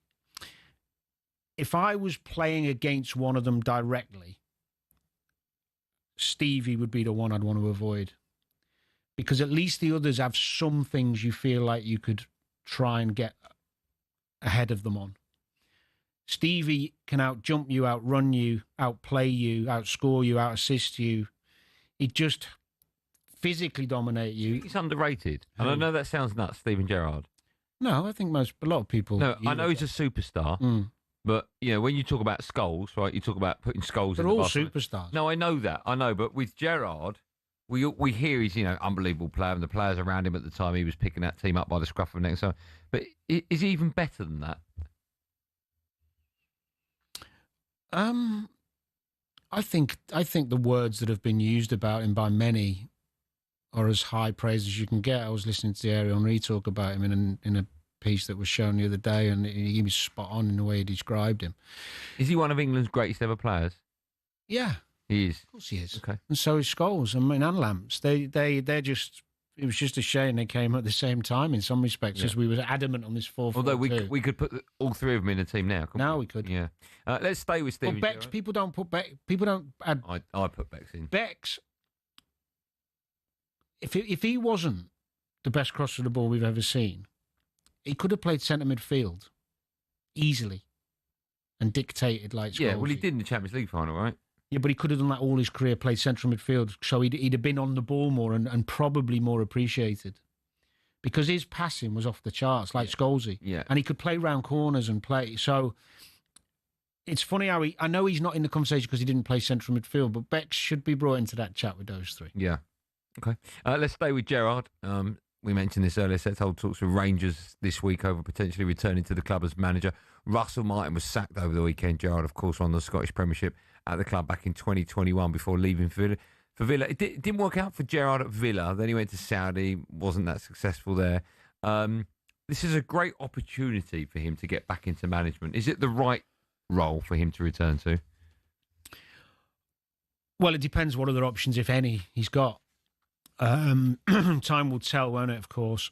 I think it's a really difficult club to go and manage at the moment because the expectation is really high, even though the tools you've got to do the job aren't very good in terms of the playing squad, in terms of the money available, in terms of the target you're trying to reach, which is Celtic. I think Stevie went in there as a new manager where people were kind of hopeful but not expectant, which is an easier environment to work in. Now, he will get some grace because of the reputation he's got and the rapport he's got with the Rangers fans. But and of course they're going to improve and start winning games. That would help. But to jump to be competitive to get to the point where he's winning titles again is going to take a couple of years. But I'm not surprised he thinks he's capable because he spent his whole career thinking, and even when he went to Villa, a lot of people saying it's too early to go from Rangers to the Premier League when it's your first job. Yeah. But he felt like he could do it. And also, if a side like Villa in the Premier League come knocking, you can't turn that down. No, that's true. That's true. Look, good luck to him. I think if he does take it, then there's going to be an improvement and there's going to be a lot of intrigue as to how they get on and how he gets on. The difficulty for me is if I was putting myself in his shoes, I'd be thinking, if I go up there and fail and I can't manage this group and can't get them, what? I think the talks this week will be all about what they can give him to help him get them, bridge the gap. Yeah. And if that conversation doesn't go well, I don't think he'll take it because you don't want to you can't do the job with your hands tied behind your back. Who needs who more in that? I think they need him. Yeah, I agree with you. Because something will come up for him in the Championship. Yeah. Something will. Yeah. And when you're down on your knees, like Rangers currently are, you look to someone that's done it before and someone that you know the fans love. That's the key. Yeah. For that big manager. There's not many of them around. No. Because Rangers is such an iconic club with such a expectant fan base, brilliant fan base. I mean, if Stevie says no, they're probably better giving Ali a call. Saying that, the amount of work Ali does, he's probably getting paid more doing media. Isn't he? He only does a couple of hours, doesn't he? Sitting on his couch. He does 17 co-coms a week, though. I think that's just one day. I think he does more the next day, doesn't he? He's everywhere. He's great. He couldn't. I don't think Ali would take it, would he? No, I don't think he would he? You never know. No. He's a Rangers man. No, I'd be stunned. You think so? The only problem is with all of that, it's like any job, isn't it? I think they gave it temporarily Barry Ferguson last season, who's a Rangers legend. They love him. What a good player he was as well. There's no guarantee just because you love the club and you've done well before, but it gives the owners some breathing space if Stevie says yes. Yeah. Do you actually think that Ali McCoy? I can't get my head around that. Do you think they'd be thinking of McCoy? No, I was joking. Oh right, okay. Well, listen, stranger things have happened in football. Oh, I'd love to see Ali take it. That'd be amazing. It'd be great, wouldn't it? Wouldn't it? Brazil's his number 2. Ah. Imagine that. Well, Brazil could be the social events manager. Or just the barman. Call it the, what's the other title you could call it? Self-esteem? No, I don't know. Just call him the mental coach. Yeah. As in... I think that covers everything. Yeah. Yeah, I think that does. Imagine that. He wouldn't do it. Coist Brazil. I bet they would. He's Celtic, Al. Oh, yeah, of course he's, yeah. You'll be allowed in, No, fine, okay. I don't know why you let me go down that road then. It's never going to happen.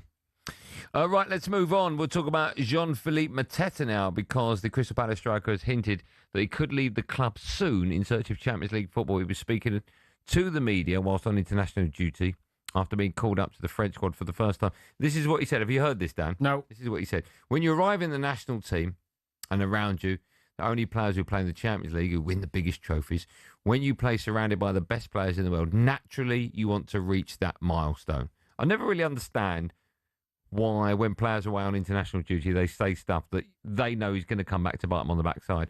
This sort of alludes to the fact that sooner rather than later he wants to leave Palace, right? Or not?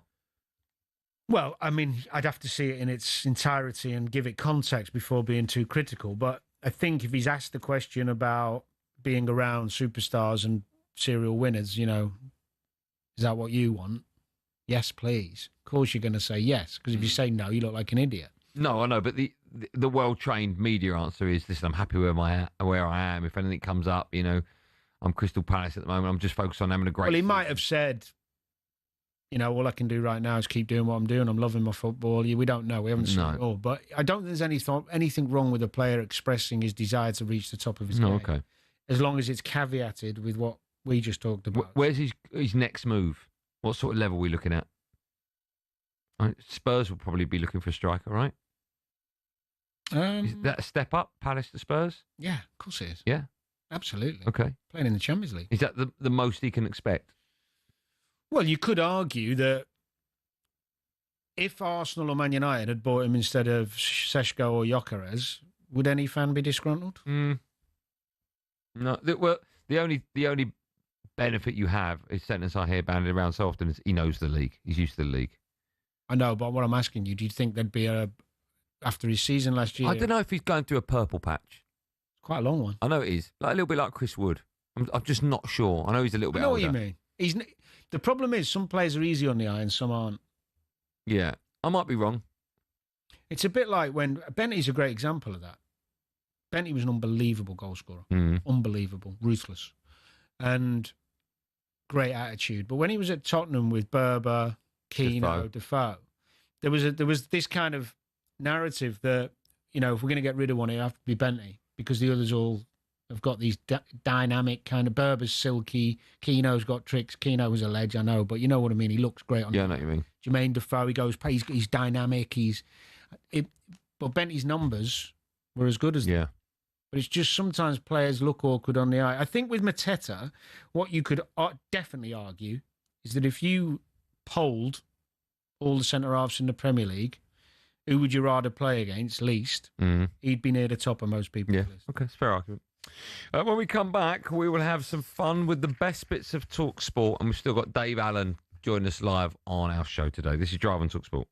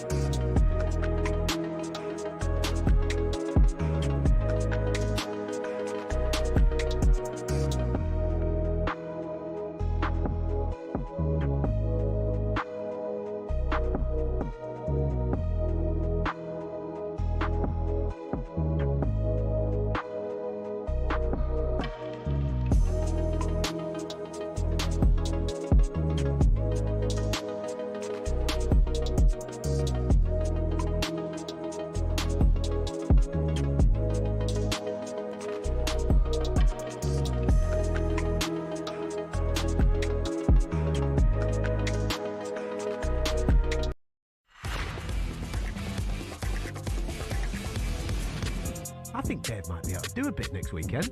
I fancy him. I put the work in, and if I'm good enough, I'm good enough, and if I'm not, I'm not. But I can be proud of myself for probably the first time in my career.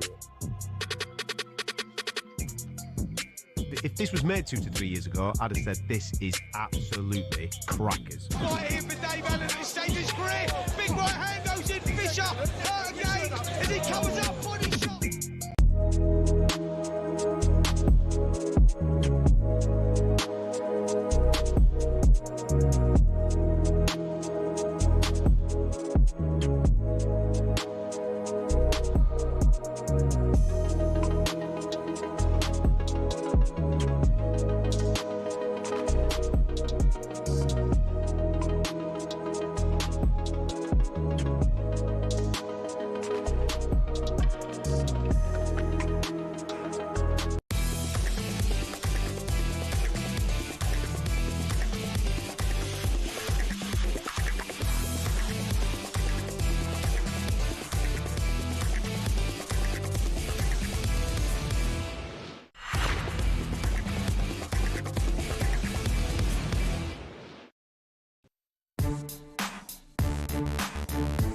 Listen, Drive and talkSPORT, me, Andy Goldstein, Danny Murphy, alongside still to come. We'll be crossing live to Wembley ahead of England against Wales live on talkSPORT. We'll have team news as well ahead of that game. But before all of that, it's time for this.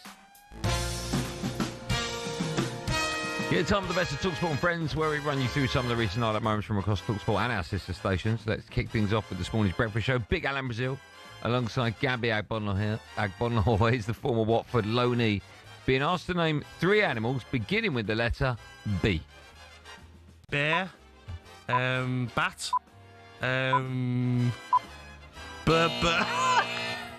That's a mammal, isn't it? a bat's an animal. You just said bird. Can you look up AI what a bird is? Yeah, so a bird is a species. A bird's what flies. You know. No? I hope the kids aren't listening to that one. Go to school for education is my advice. What's your top 3 animals? Lion. No, I'm telling the truth. Yeah. Lion, leopard. There's a theme here. And a dog. You like the dogs? Love dogs. Oh, yeah. What do you make of people who like bird watching? You like bird watching? Occasionally. But Yeah. each to their own, isn't it, really? Yeah. What sort of birds do you go for? Blue tit? Sparrow? Any of them, yeah. Any of them? I like all sorts of birds. Do you? Yeah, I do. You like all sorts of birds, do you? Yeah. Right. Especially if they give me attention and come close so I can have a good So look. you can feed them. Don't mind. Okay. Who at talkSPORT would you like to hear narrate a nature documentary? Who's got a good voice? Here in the outback. Majestic. That he's got a good voice for that. DJ Majestic. Okay. Big We Al. should get him to do a bit of that. That bird watching. Sound good. All right, okay. I'll speak to his people. Big Al and Gabby will be back together at 6 a.m. as the breakfast show comes to you live from Glasgow. Earlier in the week, Andy, you told a story about ditching Mr. Lampard for the legend that is Bex. Yes. Last night, the boys on the sports bar had their say. Goldstein does it a lot. Mate. You need to out him on that one, mate. He's your well, pal. we've just been outing him now. Yeah, no, but you need to out him. You do your little 21 seconds no podcast, mate. That needs to be a question. Right, listen. Stinks, you do it a lot.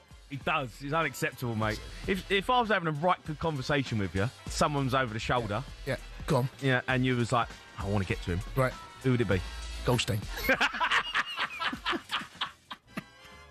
Have you got a response for O'Hara? No, I can't disagree with him. If ever I'm talking to O'Hara, I'm always looking for someone else to speak to. Fair. There must be someone else here. There must be. Although, to be fair, you do love your golf, so you could chat to him about it. I do, and we do talk about golf quite a lot, yeah. Do you think you'll be invited to Bex next? That's my aim, to become best mates with Bex. Do you know him? You must know him.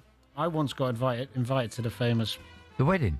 No, the big party there. Oh, the World Cup party? That was a birthday one, wasn't it? No, World Cup one. World Cup one, World Cup one, yeah. And what happened? Didn't go. Why? I'm not that guy. You are so... I bet you on golf that day. I didn't play golf back then. Why didn't you go? I just didn't put myself in my own head at that level. I thought I'd stay out of the way. Do you get nervous when you see Bex? No. You don't at all? No, but I was around him quite a bit, do you know what I mean? Have you got his number in your phone? No, but he was my... You want it?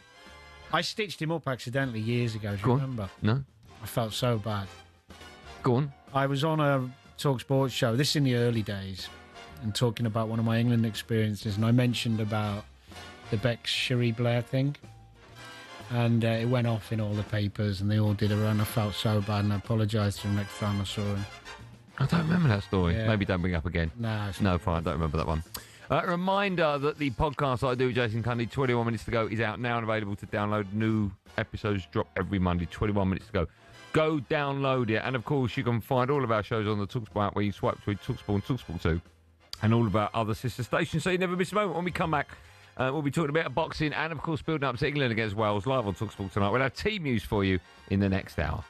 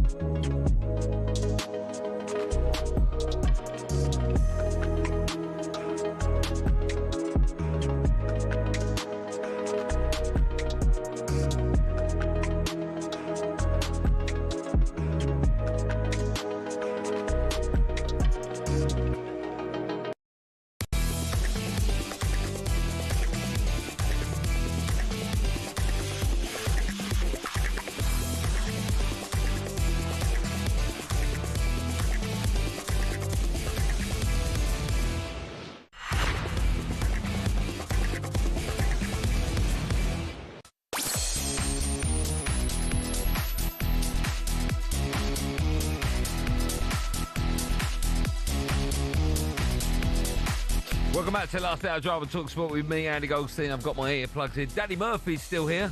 Hello? He is. Oh, Moose? Oh, hello? Moose, I'll talk to you after the show. I'm busy. No worries. All right, man. Still to come, we'll be joined by British heavyweight Dave Allen ahead of his fight live on talkSPORT this weekend. But now, England host Wales at Wembley tonight. And, of course, this is a game you can hear live on talkSPORT. We're not your rivals, you understand that, yeah? Because you have to be two top teams going at each other on a consistent basis to be a rival. We're not. But tomorrow, to us, we're here to win. Is this the moment? Joe Hart has tipped it into the net. 1-0 to Wales. A free kick from Gareth Bale. This game is definitely not friendly. We'll be giving everything we can to win the game. Played in towards Gahey for 4. It just gets better and better. It will be emotional and hopefully it will be loud and hopefully it will have a character of a derby. Every game against England is going to be competitive. There's a big sense of pride on the line in these games. This is much, much better from England and what Thomas Tuchel was hoping to bring. Yes, England return to action tonight when they host Wales in a friendly at Wembley. It's live on talkSPORT. England won both their games in the last camp as they beat Andorra 2-0 before huge win 5-0 away in Serbia. After tomorrow's game, they go to Latvia for a World Cup qualifier. That's next Tuesday, whilst Wales will face Belgium on Monday, and we can look ahead to that game now in more detail as we welcome your co-commentators on talkSPORT this evening. Former England captain Stuart Pearce alongside Welsh international Tom Lockyer join us. Boys, good evening to you. How are you both? Evening, gents. Yes, good. Thanks, Andy. Good, nice. Yeah, all well here, my friend. Good. Stuart, listen, I'll start with you because before we get stuck into this evening's game, fans living with dementia will walk out alongside the players tonight as part of an initiative involving the Alzheimer's Society. What more can you tell us about this, Stuart? Well, listen, I think it's a great initiative that showcases dementia. I was here probably about 3 months ago at Wembley and they've got a dementia cafe that they have here. I think it's 1 day a week where the carers can come and bring people that are living with dementia along, and it's a brilliant outlet for them. And to actually showcase this at Wembley as well, there's a lot of people out there. It's tough on people that are living with it, but it's probably just as tough with the people that are the carers that are living alongside. So it's going to showcase it, raise the profile of the charity, and I think it's a brilliant initiative. Yeah, me too. My dad sadly had it, so I know exactly what it's all about. So what a great cause it'll be tonight. Good stuff. Right, listen, let's talk about the game because we know this is a massive game for Wales tonight. How do England approach this one, Stuart? Well, don't give too much charity away. I've just come. I've had my dinner in the lounge just along here, and they're serving leeks. Now, for me, too Welsh. Far too Welsh for a start. I think what we got to do is nip that in the bud straight away. No charity available for the Welsh side here. And England, basically, let's get back to serious matters here. England have to keep building on what we did in Serbia. I didn't think, and I said it after the game, I didn't think the Andorra performance was that bad. I thought Andorra defended really doggedly. The result was much better in Serbia. The performance was better than Andorra. 2 good games, but they've got to keep building. They've got to keep building on what we're doing and enhancing the confidence within the group. And Thomas needs to find out between now and next summer the formula that he wants, and it might be some tough calls. And I think he's shown that this week with Bellingham not being in this squad. Tom, who would you like to see tonight who maybe we haven't seen much of? For me, I think the injury to Reece James, I'd like to see Jed Spence. I think that's a great story. Is there anybody you're looking forward to seeing tonight? No, not particularly. I'm looking at it from a Wales perspective, and Craig Bellamy coming into this saying there's no such thing as friendlies, and I think he's right in a certain degree, but he's certainly got half an eye on Monday night against Belgium. So, yeah, I think you'll see a very feisty Wales team coming out the traps. You know, he said he doesn't want to sit back and die a slow death, and I fully believe that. I think we'll see a front-footed Wales side because that's what they've been in every match under Craig Bellamy so far. But I think you'll see that for 60 minutes, and then I probably expect wholesale changes with half an eye on Belgium as well. Tom, do you expect, I mean, listen, this, although it says friendly on the front of the programme, I'm guessing when these two nations meet, it's never going to be actually a friendly game of football, but you've got in the back of your mind how important the game is for Wales on Monday. As a footballer, if you were in this team tonight and you were starting, would you give it 100%? I know that's difficult to say no, but the bigger game is next week, right? Yeah, you have to. I don't think you can go into a game, and Stuart will probably agree with me on this, thinking that you're going to be at 85% or 90%. You have to go in and give 100%, because if you don't, that's when injuries happen. That's when things might go against you, and you know, run of form is massive as well. So yeah, they'll be fully focused on this, and you know, as a nation, we've had to play second fiddle to England for all our existence, really. So I think you can see back in, what was it, 2016 Euros, just how much a competitive game between us two meant, and I think you'll see a little bit of that tonight as well. Stuart, do you think, I don't know the news yet, I haven't checked on the Kane situation, do you know that yet, whether he's fit or not? And if he's not, who do you expect to see play up there? Well, I think he's not available, is what we're hearing. So obviously they're going to have to look elsewhere. Watkins potentially, whether he plays a non-centre forward, maybe. You know, someone dropped off just behind our false nine of the type, potentially.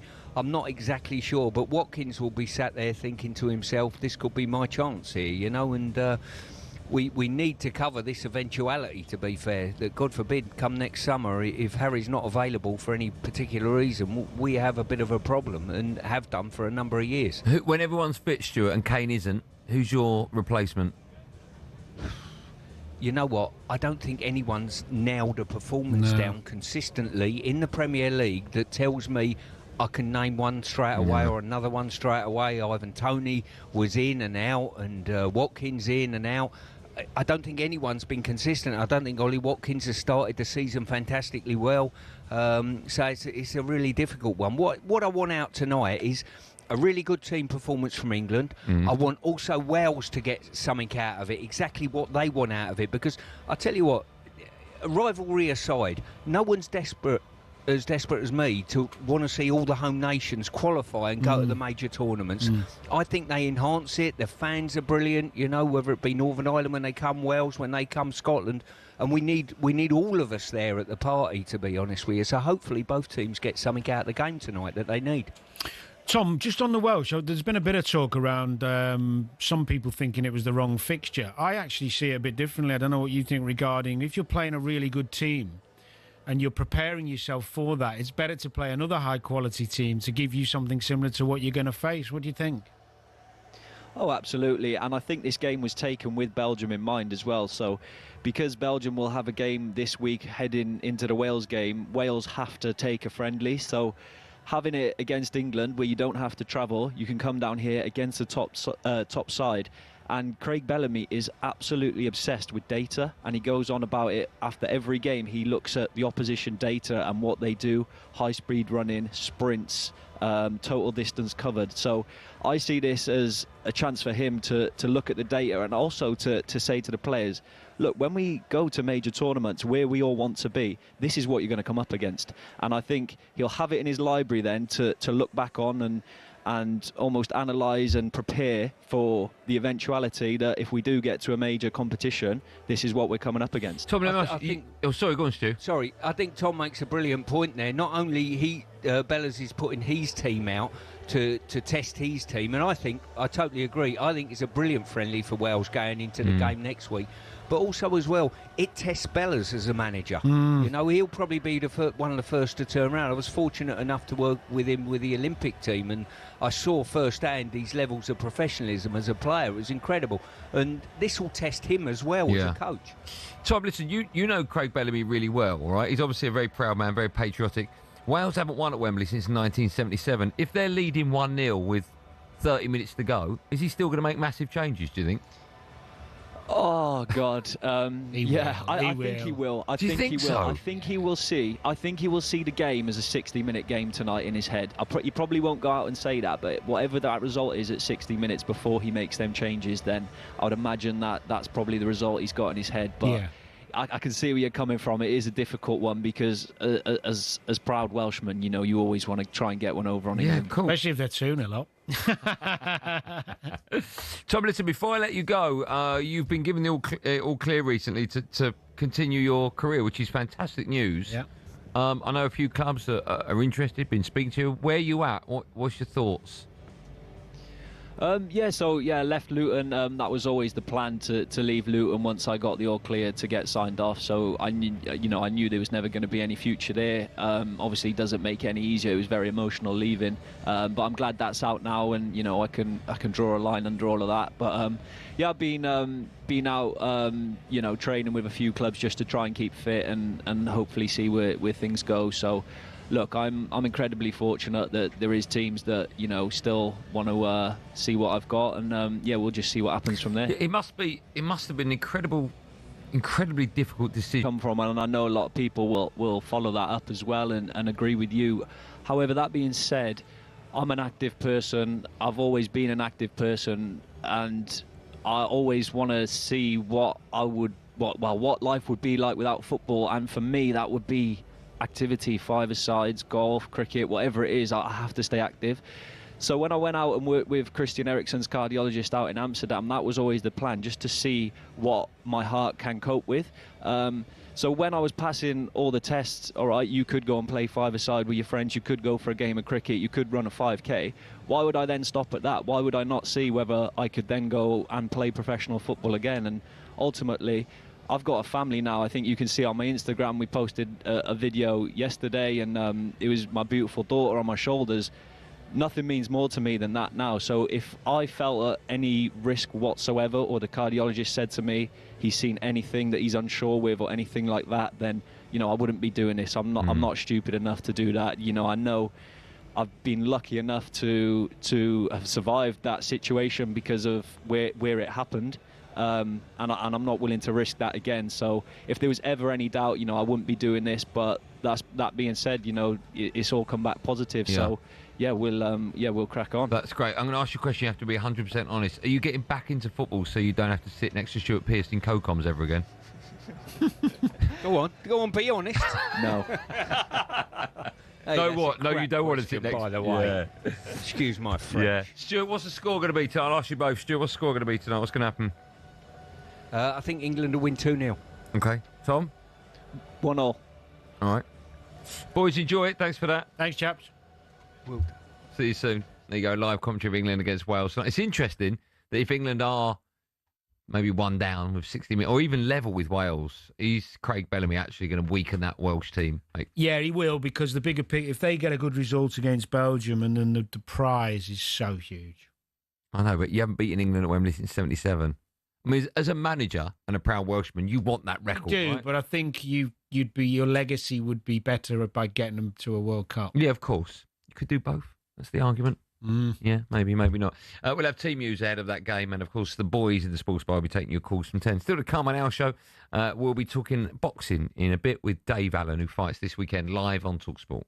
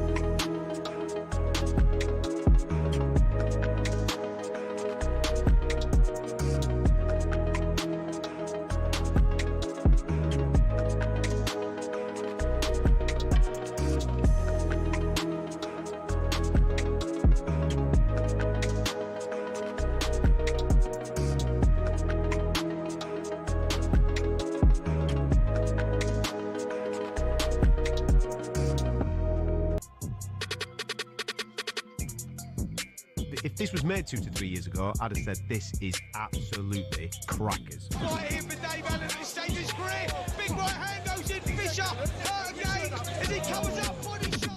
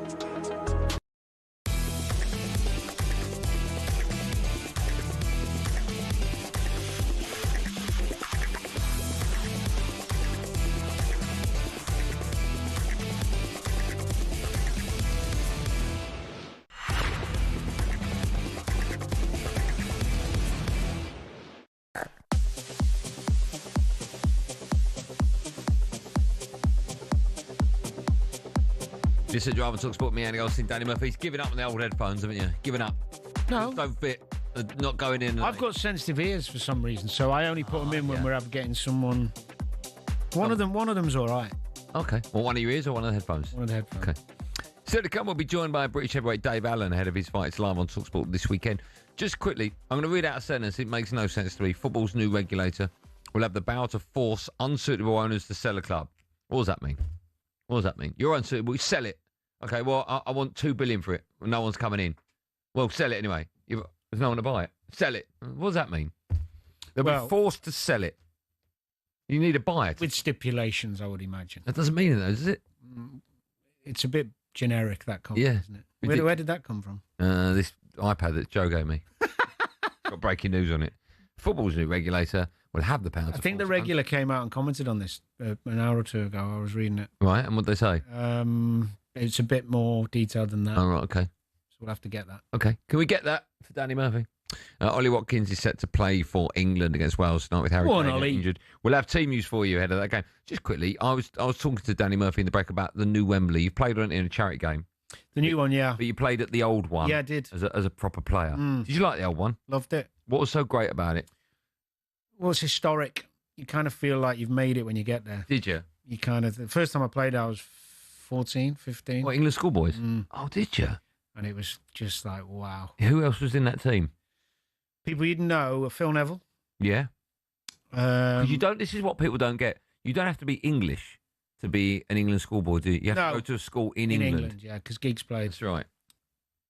Well, the only other one you'd probably know was a lad called Stephen Hughes, played for Arsenal. Yeah, I Left remember him. footer. Yeah, I remember him. Ended up at Everton. Yeah. He was actually our best player. Was he? You scored at Wembley? No. You never scored at Wembley? No. Oh, right, okay. Hit a post. So your games there, England or Liverpool? No, I actually played playoff final for Crewe. Did you really? What age was that? 19. Wow. What happened? We won. Yeah? Man of the match. Is that when everyone gets... Oh, you ran the match? Is that when everyone gets in a bath afterwards? Yeah. That weird or not? No, so it was normal. There was loads... Back when we first started playing football, because I started in the lower leagues, 4th division. Yeah. League 2 now. And we went up through the divisions to get to the championship. But loads of... Nearly more than less would have baths, not showers. For everyone, like one big bath? Yeah. Now you look back, do you go, it's a bit weird? No. Do you not? I didn't mind it. You got to remember... The football environment is a group of men showering and bathing together daily. I know, but what I find weird about that is you're getting into a dirt. Yeah. You're from a hygiene perspective. Yeah. You're not worried about all the other stuff, no. It's just like everyone's filthy, and it's like I'm staying in this massive pot, like bath. Well, what they used to generally, what would happen is the bath would be filled, you'd all dive in filthy. But then when you get out, there'd normally be one, maybe 2 showers, so you'd just rinse off there. But you weren't worried about how clean you got, as long as you won. It's still weird, though, isn't it? Grown men all together in one big...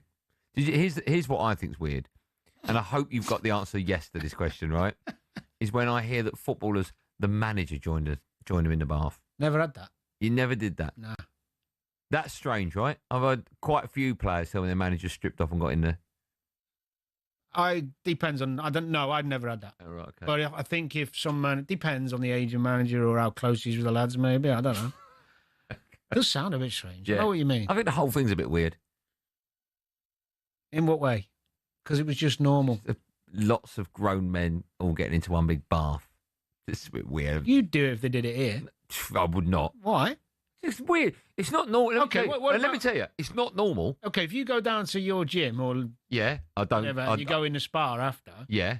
You go in the sauna. Yeah. With a group of men naked. No. What are you talking about? In the David Lloyd, everyone's sat there naked. No, of course they're not. Well, not naked. You might have a little towel around you or something. Yeah, I'd have shorts on. Okay. You were sitting there naked. That's just weird. If you don't know people and everyone's coming in naked, that's nuts, isn't it? If you don't know them, yeah. But when you go to a football club, you don't know anyone. First day's always horrible. Is it? Yeah. Because you know everyone's waiting to see what you got. What, downstairs? Yeah. Are they? Yeah.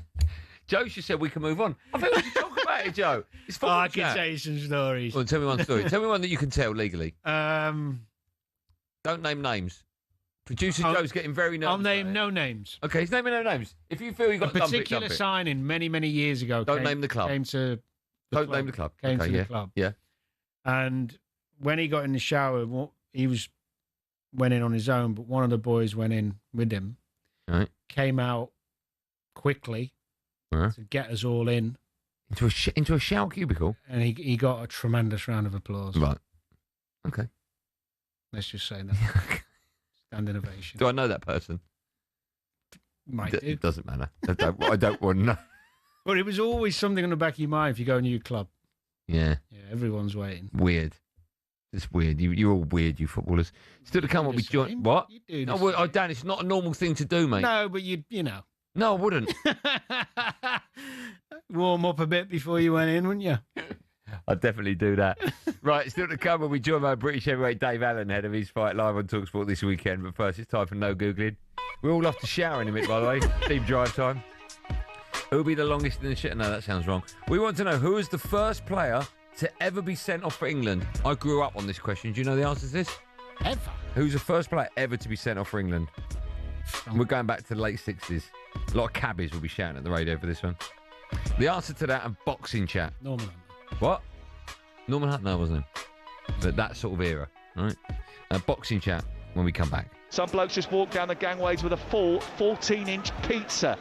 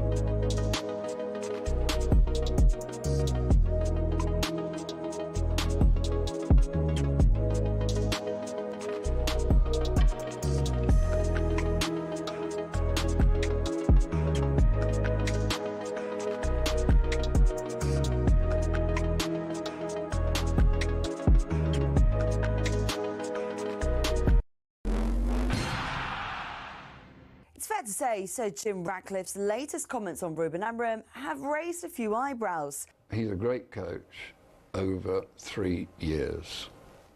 So you give him 3 years? Yeah, that's where I would be. Minority owner Sir Jim Ratcliffe's told the Times the Business podcast success won't come overnight, and the Glazers wouldn't overrule him to sack Amorim. talkSPORT's chief football correspondent Alex Crook is concerned about Ratcliffe saying the club needs a good academy to help with finances. The Manchester United academy is not about selling your homegrown players. It's about seeing those players like the class of 92, like Marcus Rashford, like Tommy Mainoo, who can't get a game, coming into the first team and establishing themselves. More Ratcliffe's bombshell interview at talksport.com. Now, Thomas Tuchel's doubled down on leaving out some big England names from this camp. I think we made a huge step in the right direction in last camp, and we want to keep on going. That does not mean that the players we didn't select cannot buy into this team spirit. Tuchel's urging England to embrace an underdog mentality ahead of the World Cup and says England need to learn to win without Harry Kane. Ollie Watkins is expected to lead the line against Wales with the captain out injured. England versus Wales is live on talkSPORT from 7 p.m. and don't forget Scotland will be desperate to reach their first World Cup in 28 years as they take on Greece.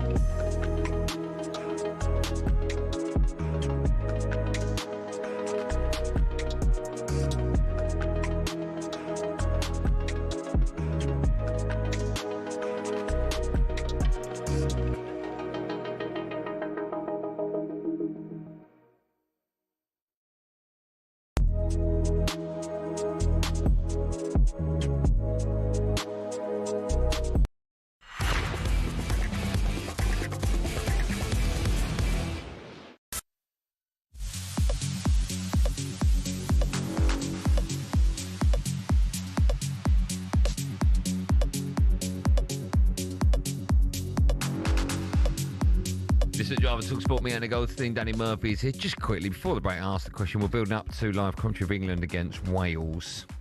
In fact, we'll have team music in 1 second. Who was the first player to ever be sent off for England? Alan Mullery. June 1968 against... Fulham legend. What? Fulham legend. England legend as well, yeah. Lovely guy. Hard as nails he was. Right, the team news is in for that game. Let's cross over to your commentator for this evening, Jim Proudfoot, who can tell us more. Jim, good evening. Fellas, a very good evening to you. Welcome to Wembley. There are 4 injury-enforced changes for England tonight, with a full debut for Jed Spence, a first cap in a year for John Stones, and a first start under Thomas Tuchel for Ollie Watkins. Bukayo Saka's back from injury too, with James, Livramento, Madueke and Kane the players who are sidelined. Wales have also gone strong. 7 changes to the team that was beaten by Canada last time out. Former England under-21 left-back Jay De Silva amongst those recalled. And there's a 50th cap for Nico Williams. So England lineup, Pickford in goal, Konsa, Stones, Gahey and Spence, Anderson, Saka, Rice, Rodgers and Gordon and Watkins. For Wales, it's Darlow in goal, Williams, Roden, Ben Davis and De Silva, Ampadu and Cullen, Johnson, Wilson and Brooks, and Kiefer Moore up front. And as you know, Stuart Pearce and Tom Lockyer both alongside me for a 7:45 kickoff here on talkSPORT. Jim, before I let you go, my shorthand's not like it used to be. Can you do that England team one more time for me, please? Pickford in goal, Konsa, Stones, Gahey and Spence, Anderson, Saka, Rice, Rodgers and Gordon, and Ollie Watkins. Beautiful work. Thanks for that. We'll have a chat about that in just a moment, you and me, Danny Murphy. But Scotland, they're also in World Cup qualifying action against Greece. Paul Mitchell was watching for talkSPORT, and of course, Paul's got the team news for us now. Paul, good evening. Evening, Andy. It's a big night for Scotland. Victory essential for the World Cup qualification hopes. Steve Clarke with his 71st game in charge, equalling Craig Brown's record. He makes 3 changes from the side that played last time out and won against Belarus. There's a return for Aaron Hickey, Grant Hanley now with Hibs and Ryan Christie. Scotland will have Angus Gunn in goal. It'll be a back 4 of Hickey, Suter, Hanley and Robertson. McTominay, Ferguson and John McGinn, who wins his 80th cap tonight, joint 5th equal now with Darren Fletcher. Gannon Doak, Adams and Christie up front. So no Billy Gilmore, he is on the bench. There is no Konstantinos Karetsas for Greece, the 17-year-old who scored here back in the Nations League win when Greece won here 3-0 earlier this year. He has been ill, but he has made the bench. Espen Eskas of Norway makes his first visit to Hampden Park. He takes charge of this one. Crowd of almost 46,000 expected to rock Hampden tonight. Thanks for that, Paul. And a reminder, of course, the boys on the Sports Bar from 10 take your calls. Let's react to the England team. I've written it down. I don't know if I can read my writing. Pickford, Konsa, Stones, Gurhey, Spence, Anderson, Rice, Saka, Watkins and Gordon. What do you make of that, Danny? Well, the obvious thing is the lack of left footers. So Spence will play left back. I think Konsa will play right back, where he's played many. That. Yeah. Gay and Stones, probably the perfect two. Gordon on the left, Saka on the right, and then the three midfield he played last time. So, yeah, strong side, really strong. But it's something I know Lewis Skelly played, and I think he did brilliantly, and he's probably not playing because he hasn't started many games for Arsenal, but he's a long-term, he could be a really good option for us there.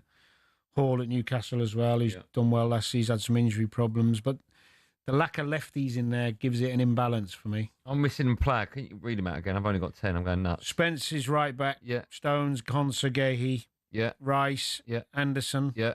Rogers. There's one. Okay. It is a strong midfield, isn't it? I like the look of it. I'm a big fan of Rogers and Anderson, actually, and obviously Rice. Two brilliant. Where do you think Rice's best position is? Because it changes for club over country. I mean, for Arsenal, he's not now the 6, is he? He's the 8. But it's difficult to give him that role in the England team. Yeah.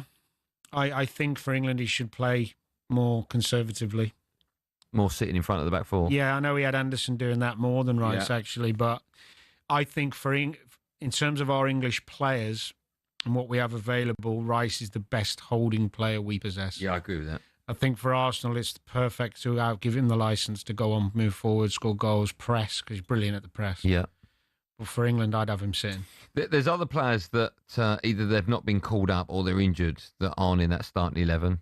Bellingham's one of them. Phil Foden's another. This is just my view. And obviously Cole Palmer. Now, if those three are fit for you, do they all start? Do some of them start? I mean, you can throw Grealish in there, but let's just start with those three for a moment.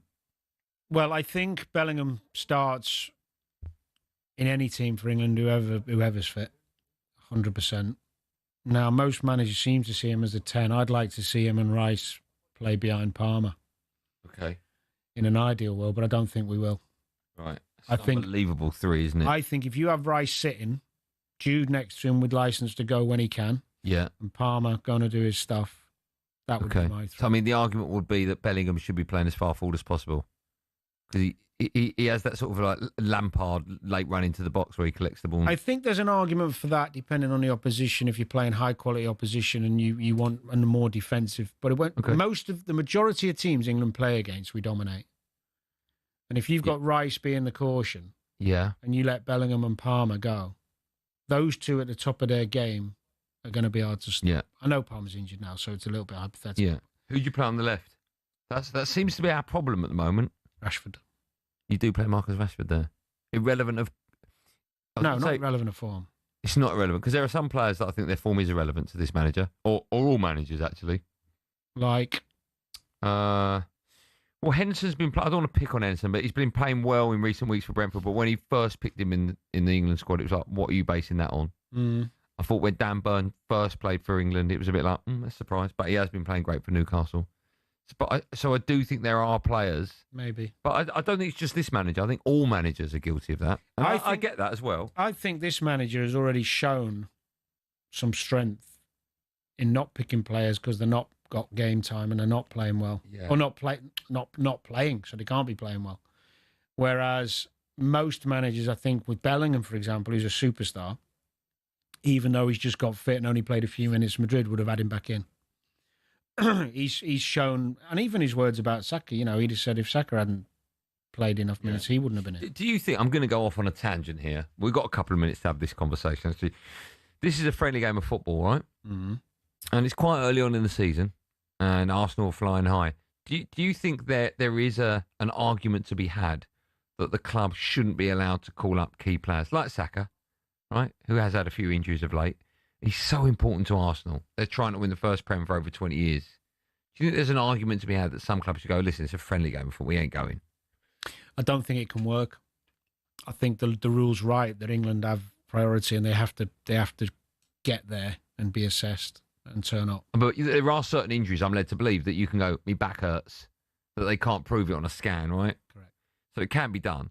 Absolutely. And I'm sure it has been done loads of times, obviously. Still be getting done. Yeah. But do you think, you can understand what I'm saying, right? It's early on in the season, the game means nothing. Well, I think Arsenal medical team will probably be in touch with the England medical team. I'd be absolutely gobsmacked if the communication between club medical teams and the international medical team isn't as clear and as good as it's ever been. And giving them the data, look, he's only been back X amount of games. Here's his data. He's not fully back yet. You know, you've got 2 games. I don't think you'll see Saka play 2 lots of 90 minutes. That's for sure. I agree. So it's all about management and also players. You know, if players, it's difficult because Tuchel's new. But you'd think with a manager like Southgate, who was there for a long time, if a player turned up there and had a chat with him and said, look, you know, I've only just got back. Yeah, give us a break. Let's have a conversation.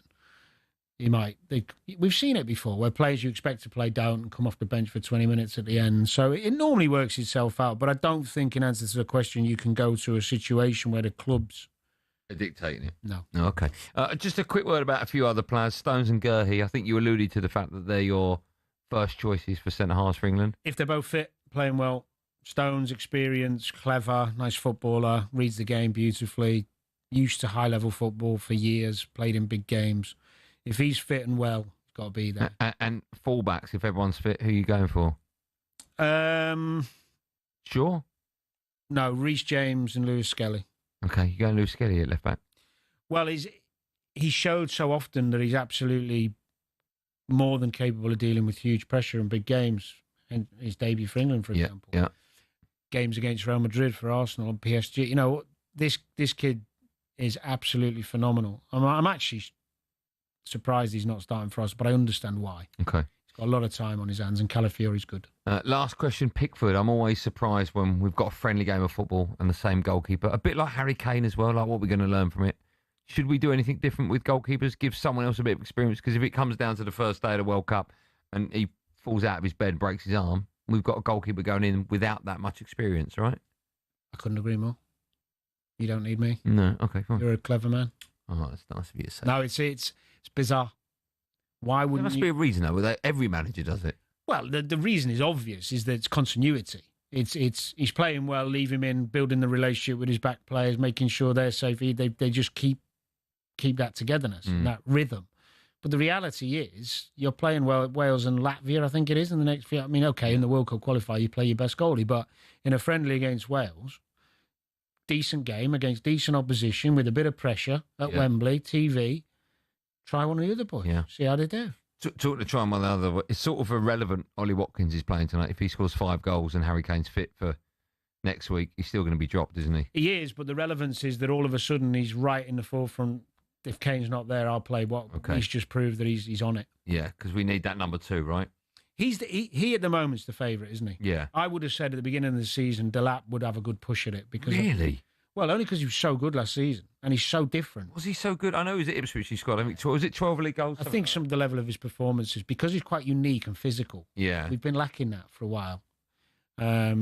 So and another thing, of course, if you go into Chelsea, you expect him to have loads of chances and score lots of goals. Yeah. So I thought that maybe he would overtake Watkins, but Solanke? He's not fit, is he? No, but if he was, he'd be in the conversation. But I'd still go at the moment Watkins. Okay. A reminder that England game against Wales, it is a friendly, if you believe that. It's live on talkSPORT. Adrian Dunn takes over at 7. That's 14 minutes from us. Takes you all the way to kick-off, live commentary of the game, and then the boys on the sports bar from 10 will be taking your calls.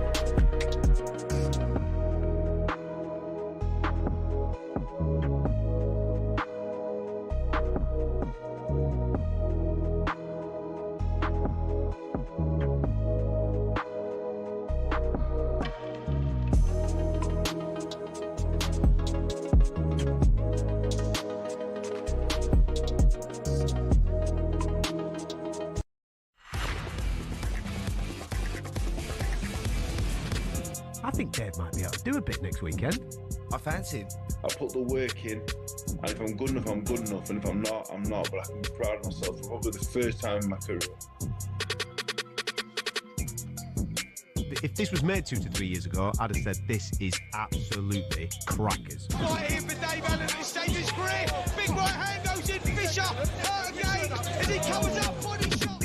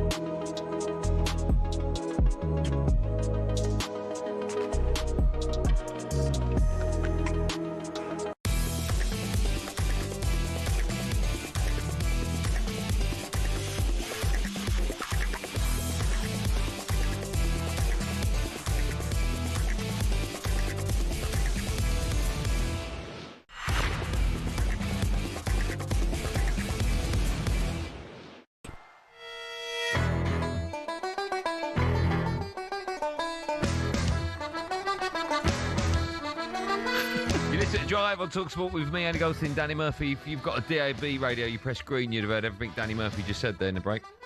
Imagine if that was the case, Murph. No? Well, we were only talking about golf. Yeah, relationships.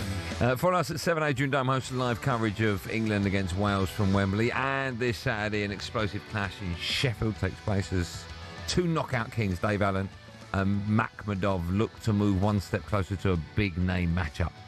And later that night, in Philadelphia, Ennis makes his debut at £154 against IBO world champion Lima.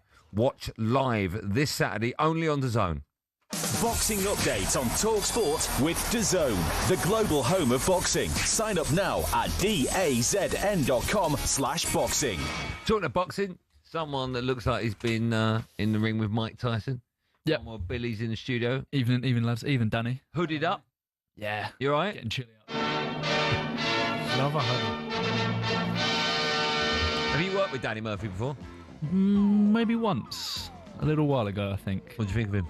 Legend, isn't he? Yeah, he's a legend, yeah. Better than Ben. Where is Benty? I don't know what he's doing. I heard he got a better offer for a lot more money, so he took it. Fair enough. Disgusting now. You wouldn't catch me doing it. Good now, Benty, isn't he?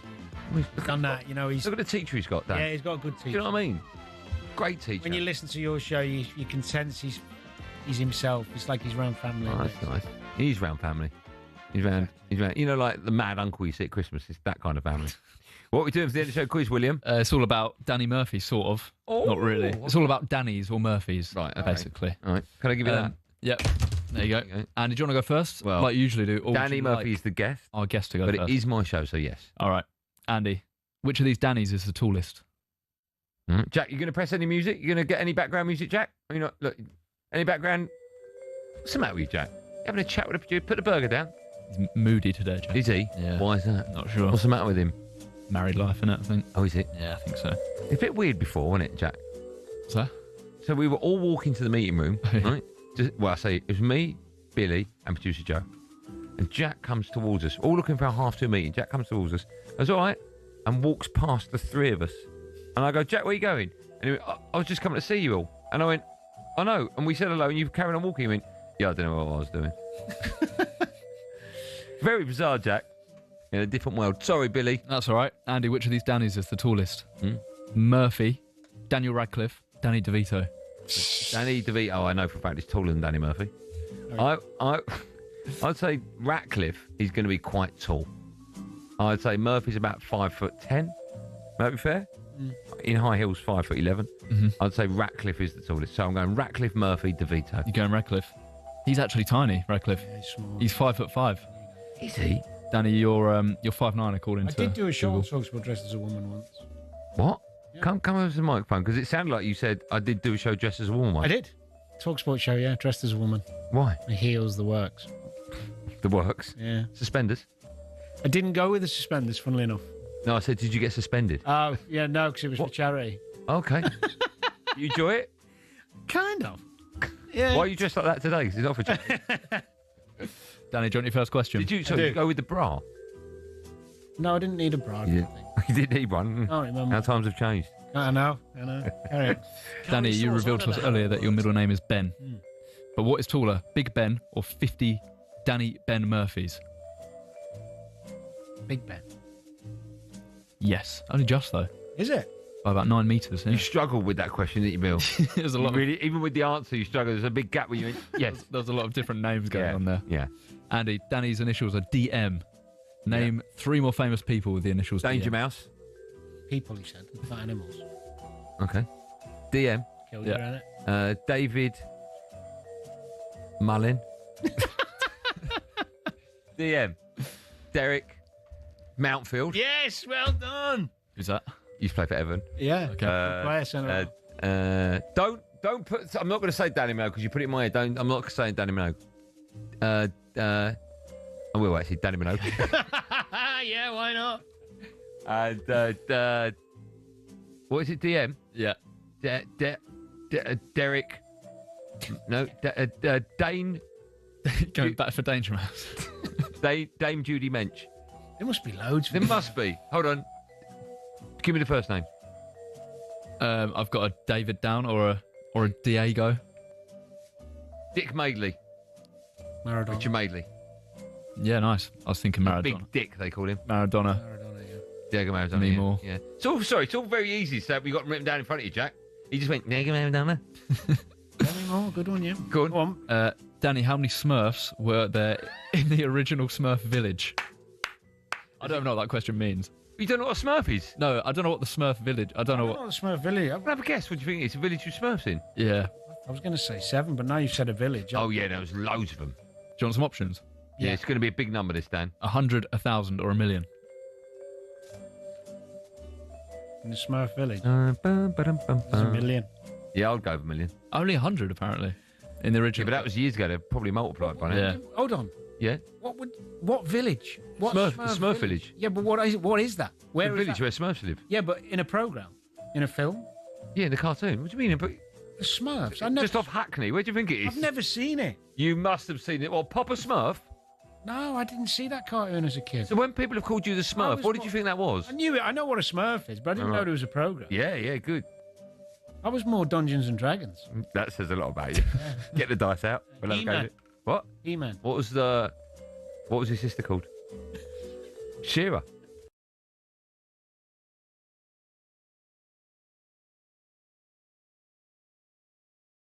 Your pronouns, aren't they? Right, we're done. I'll be back tomorrow at 4 o'clock with Betty. Stay with you. Our live commentary of a bigger friendly at Wembley, England against Wales, is happening right now. Adrian Dunham takes over the reins, builds up to live commentary of it, and then the boys on the Sports Bar from 10 will be taking your calls. Be safe, everyone. Be safe.